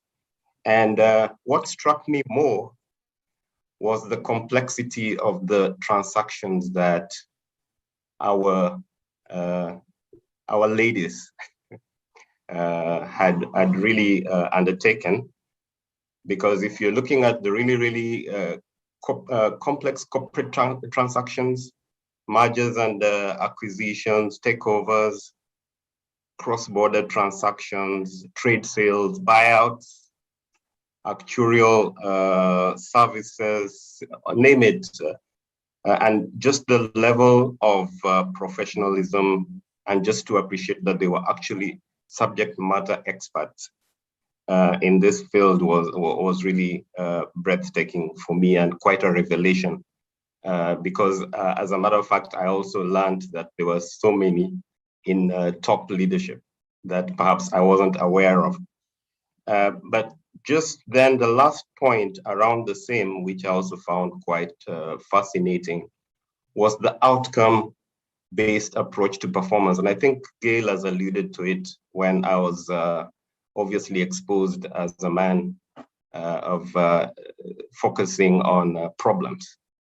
But looking at the kind of the way in which the outcome-based performances were quantified, be it in the terms of how much was saved for the organization, how much we were able to improve in terms of risk management index from one year to the other. There are also instances where we're able to see reduction in costs generally, just the way they were placed quantitatively, irrespective of what field, or just looking at the strategy. The women were excelling in whatever type of business model they were adopting towards outcome-based performance. And lastly, all of them really had a lot to write about in terms of ESG, or corporate social investment, whether it's the form of taking care of orphans, or supplying medical equipment, or running various other CSI. I think I was thoroughly impressed. Thank you. Fantastic. Thank you so much, Luke. I'd like to throw the next question to Nkirote Njiru. I would like to know, what do you think women need to be supported in order to rise to leadership positions in the financial services sector? If you could briefly tell us, what are your thoughts on that? And what initiatives your firm undertakes to promote women within the organization and externally? So thank you very much, Bella, and thank you for having me this afternoon or morning, evening, depending on where you are. And congratulations to all the ladies. As the Old Mutual Group, even the UAP Old Mutual Group in East Africa, we are extremely proud of you and look forward to supporting you in this leadership journey. So Bella, I don't want to belabor the point that has come through from everyone who has spoken in terms of that demonstration that particularly in the financial sector, there is a gap in moving to the C-suite level or the leadership level. And this gap actually appears mostly in two areas. One, the step between entry level into middle management, and the second step just before ascending into the C-suite level, that is the top leadership of the organization, including the board, and that that gender disparity continues to widen. But in terms of what has been acknowledged to be some of the issues that lead to this in terms of unconscious bias and stereotypes, I also thought about what happened when I was younger. When I was growing up, we used to cross shallow streams. And how we would cross the shallow streams is by looking out for where there were the most stepping stones.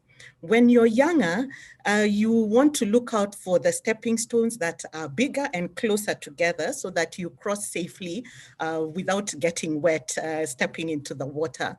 As you grow older, you may look out for stepping stones that are a bit further apart because then you can hop, skip, and jump.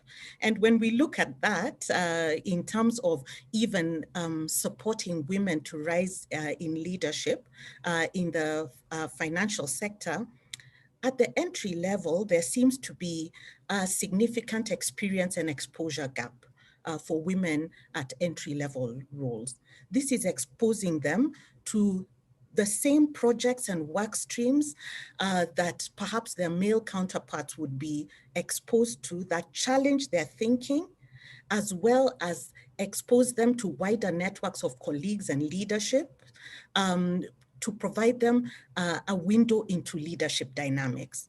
And there could be many reasons why this happens, but I think it is necessary that we challenge that, and we are the people who ensure that women at that level actually are put into those projects and work streams, and that they're able to participate fully in them. The second is sometimes at that level, especially entry level and coming into middle management, there may be an inability to overtly express our aspiration as women that we actually want to go to the top. And therefore, by expressing that expression, being able to build a strong network of mentors, connectors, coaches, and actual executive sponsorship. And in Kenya, we have murdered the word sponsor, but a sponsor is a good person in the executive space to help you get into the next level of leadership. And so until we express overtly that aspiration, it may not be possible to build that team that gets you there. And then there is also sometimes a misconceived perception amongst women at all levels in the financial sector that the top jobs carry undue pressure for work-life integration, which I think has been mentioned, and riddled with corporate politics.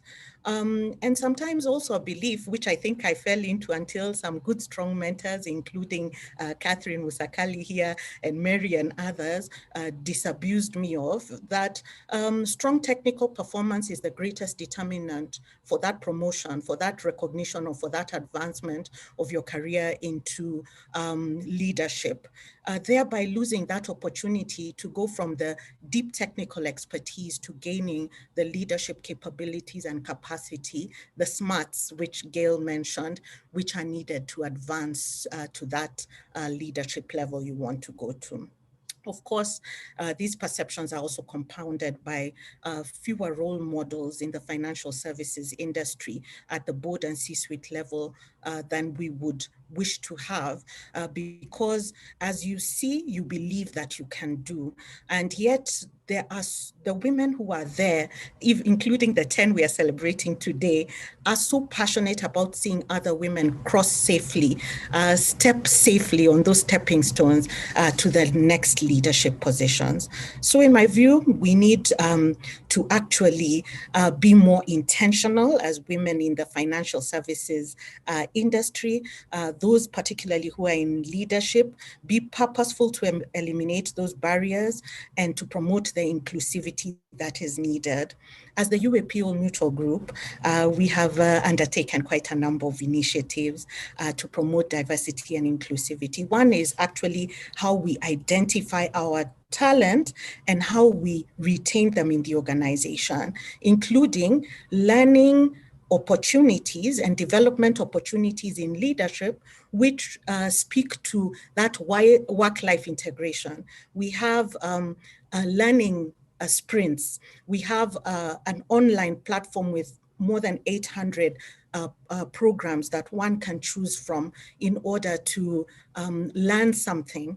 We have specific mentorship, structured mentorship and coaching for our high potential women, and including also other high potential leaders, future leaders of our business. We have the Old Mutual Women's Network for all women, based on the structure or the pillars of community outreach, networking, coaching and mentoring, care and share, as well as empowerment in business acumen. But also externally, we are focusing our customer view, our consumer view on financial products and services that support women to enable their financial goals and their financial dreams. Through our Faulu Microfinance Bank, now we have over 160,000 women trader accounts with a value of over 4.8 billion. But we are not leaving it at that level. We are actually using the community groups that these women have to expose them to financial literacy, financial training, and they are assigned groups and they are assigned an advisor or a trainer who will walk the journey with them towards enabling their financial dreams. We have also partnered with Simba Corp and Shujaz Inc.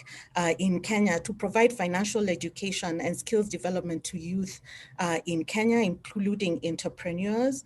And with Shujaz Inc., our focus is to reach 1 million young people by providing financial education and affordable products that speak to economic empowerment, including those that are specifically targeted to young women. And so we are grateful for this opportunity to partner with Angaza in taking this forward. Thanks, Bella. Thank you so much, Nkirote. And all the best as you continue to nurture and support up and coming female leaders. Catherine Karimi, I'd like to come to you. You are our CEO in a space that has 40 other companies, and I think you're the only female CEO in that space. And I'm curious to know, what would you advise a younger woman who's either getting into the financial services sector or is trying to advance?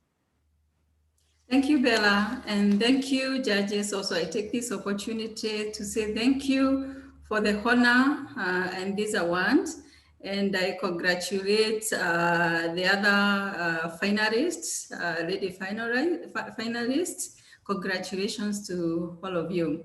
Back to your question, Bella. I think a lot has been talked by the keynote speakers, especially Gail. So some of the advice maybe I can point on will be a bit of a repeat, but I would say first I would advise that focus on your strengths. As one develops, strives to develop in their career, focus on your strengths, because strengths are natural abilities one already has. So instead of putting a lot of effort on working on the weaknesses, and it will take a lot of stress, a lot of energy, a lot of time, I think focusing on the strengths will make you win faster. And two, take risks.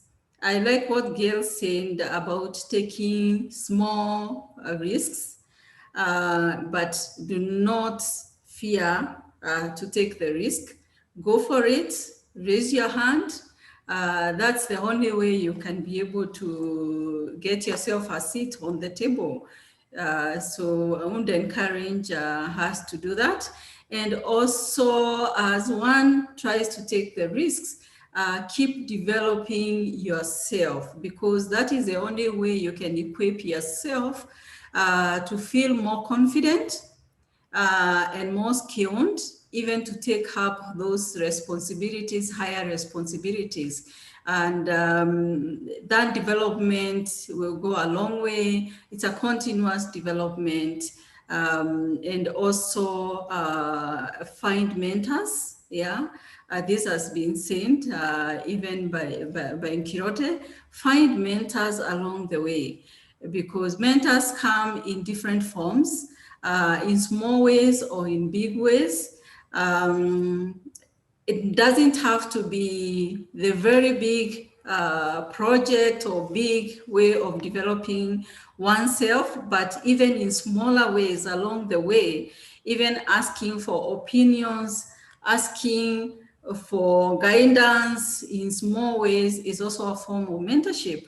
I remember along my career, when I was young in my career, at one point, as I was walking to a meeting along with one of the senior ladies in the company, I actually threw a question to the lady and asked her, what do you think has made me store in my position for all these years? Because I stayed in one position for over 5 years. And as we were talking along the corridor, she told me, What has brought you this far is not what will take you to the next level. So that sentence alone sent me thinking, and it caught me, and I took it as an assignment to try and find out what's a deeper meaning that lady drew to me using that sentence. And when actually I unpacked it and I was able to understand what she meant, I worked on what needed to be done, especially on learning the management skills, as Kirote said. And actually, it didn't last me long. I was able to move on to the next step. So that was a level of mentorship. So I would encourage our young ladies as they grow into their careers, don't shy away from looking for mentors, speaking your mind out, finding opinions, looking for feedback about yourself from the others ahead of you. And I believe that will help oneself to come up. And the last thing I will say, Bella, is don't compare yourself with others. Of course, it may sound negative, but I will say that is related to focusing on your strength in a way, because by looking at yourself, you develop your personal brand. Yeah, you don't try to copy, you use your strength and develop a brand for yourself. What are you known best for? If we talk about, let's say, good performance, who can be pointed out in the company for good performance? If we talk about timely delivery of results, yeah, who can be pointed out as the one who can be branded as the ambassador for timely delivery of results?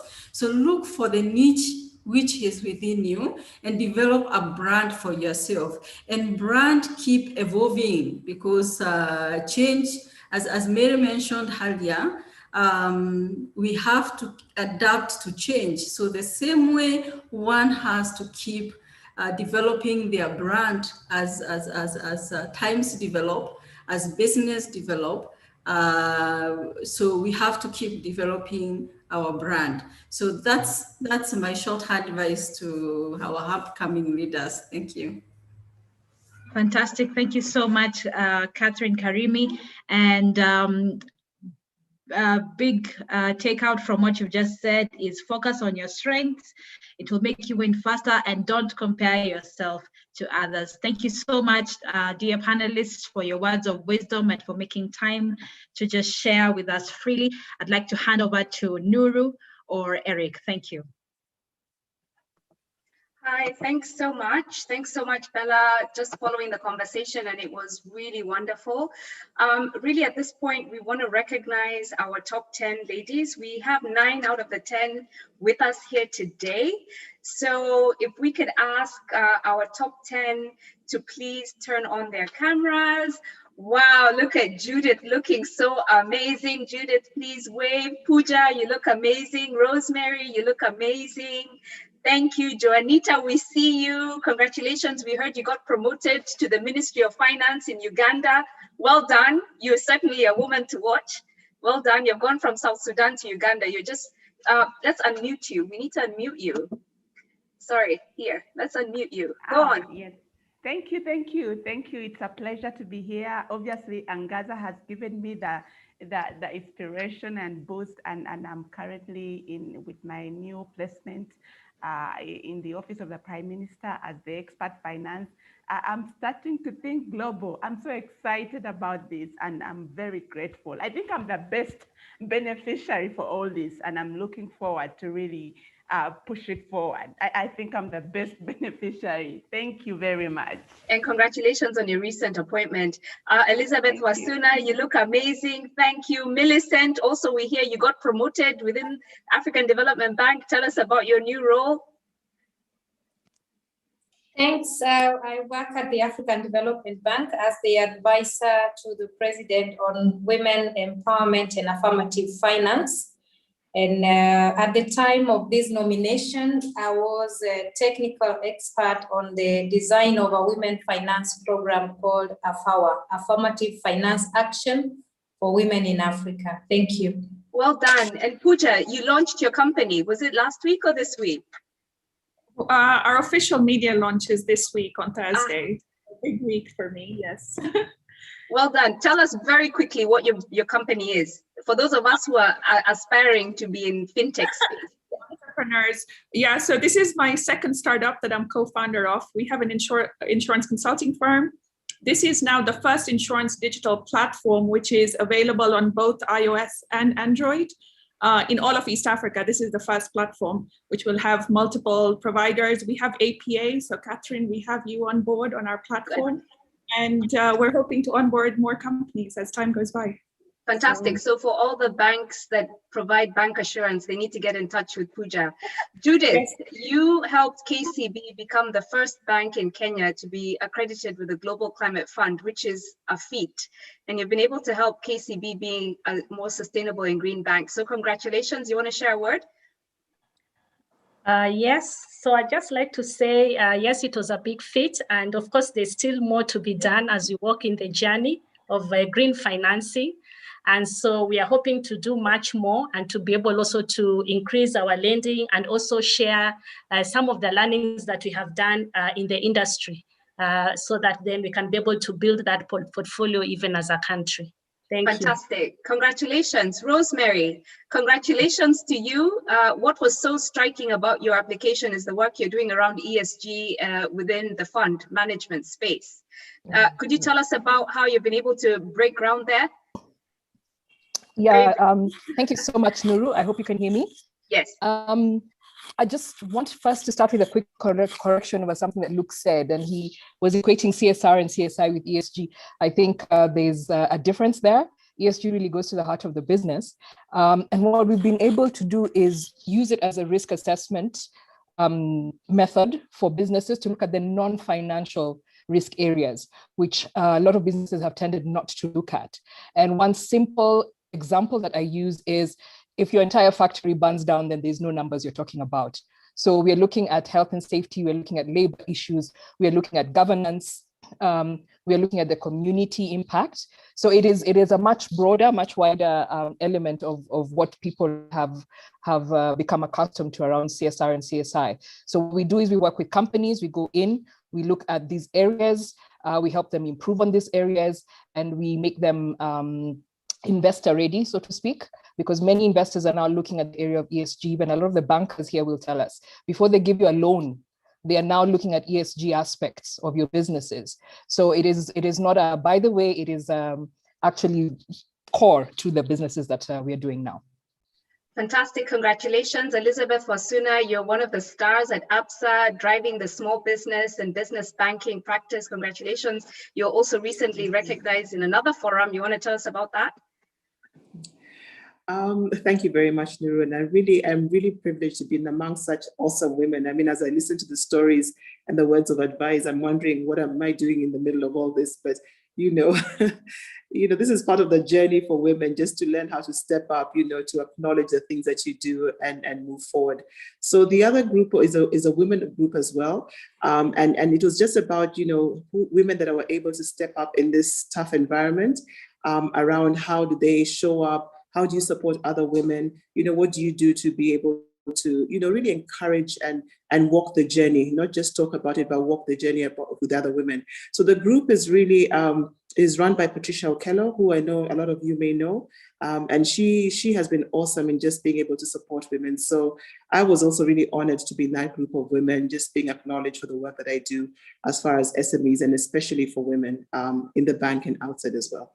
Thank you so much, Elizabeth. And I know you're very keen about supporting women-owned businesses. Absolutely. So, and this is part of the work that we need to do as women on the continent, help these women with their businesses move from the informal economy to the formal economy so they can maximize value. So thank you so much, Elizabeth. So ladies and gentlemen, we present to you the top 10. Let's shake hands. Okay, not shake hands, sorry. Let's clap hands. I'm just so excited. Sorry, let's just clap hands. Well done, ladies. Well done, well done, well done. Well done. Thank you so much. Thank you. Well Thank done. you. All right, now let me share my screen. And really, once again, we congratulate the ladies for the recognition. Once again, thank Equity Bank for supporting us. We also thank Old Mutual for supporting us. We would like to announce that the call for entries for the 2021 Angaza Awards will take place from August the 1st to 30th of October. So ladies, please, everyone has spoken about why you need to shine a light on the work you're doing. Please make sure that you enter the 2021 Pan-African Angaza Awards, whether it's nominating yourself. And again, we need you to promote yourself, especially ladies in the other sectors. We know how strongly banking applied this time around. We'd like to see more diversity in sectors. So please either nominate yourself or encourage a lady that you might know to enter the Angaza Awards. We are looking for women across the financial sector spectrum: banking, development finance, fintech, fund management, insurance, private equity, savings, and venture capital. At this point, allow me to pass it back to Eunice Nyawira to give a vote of thanks. Thank you.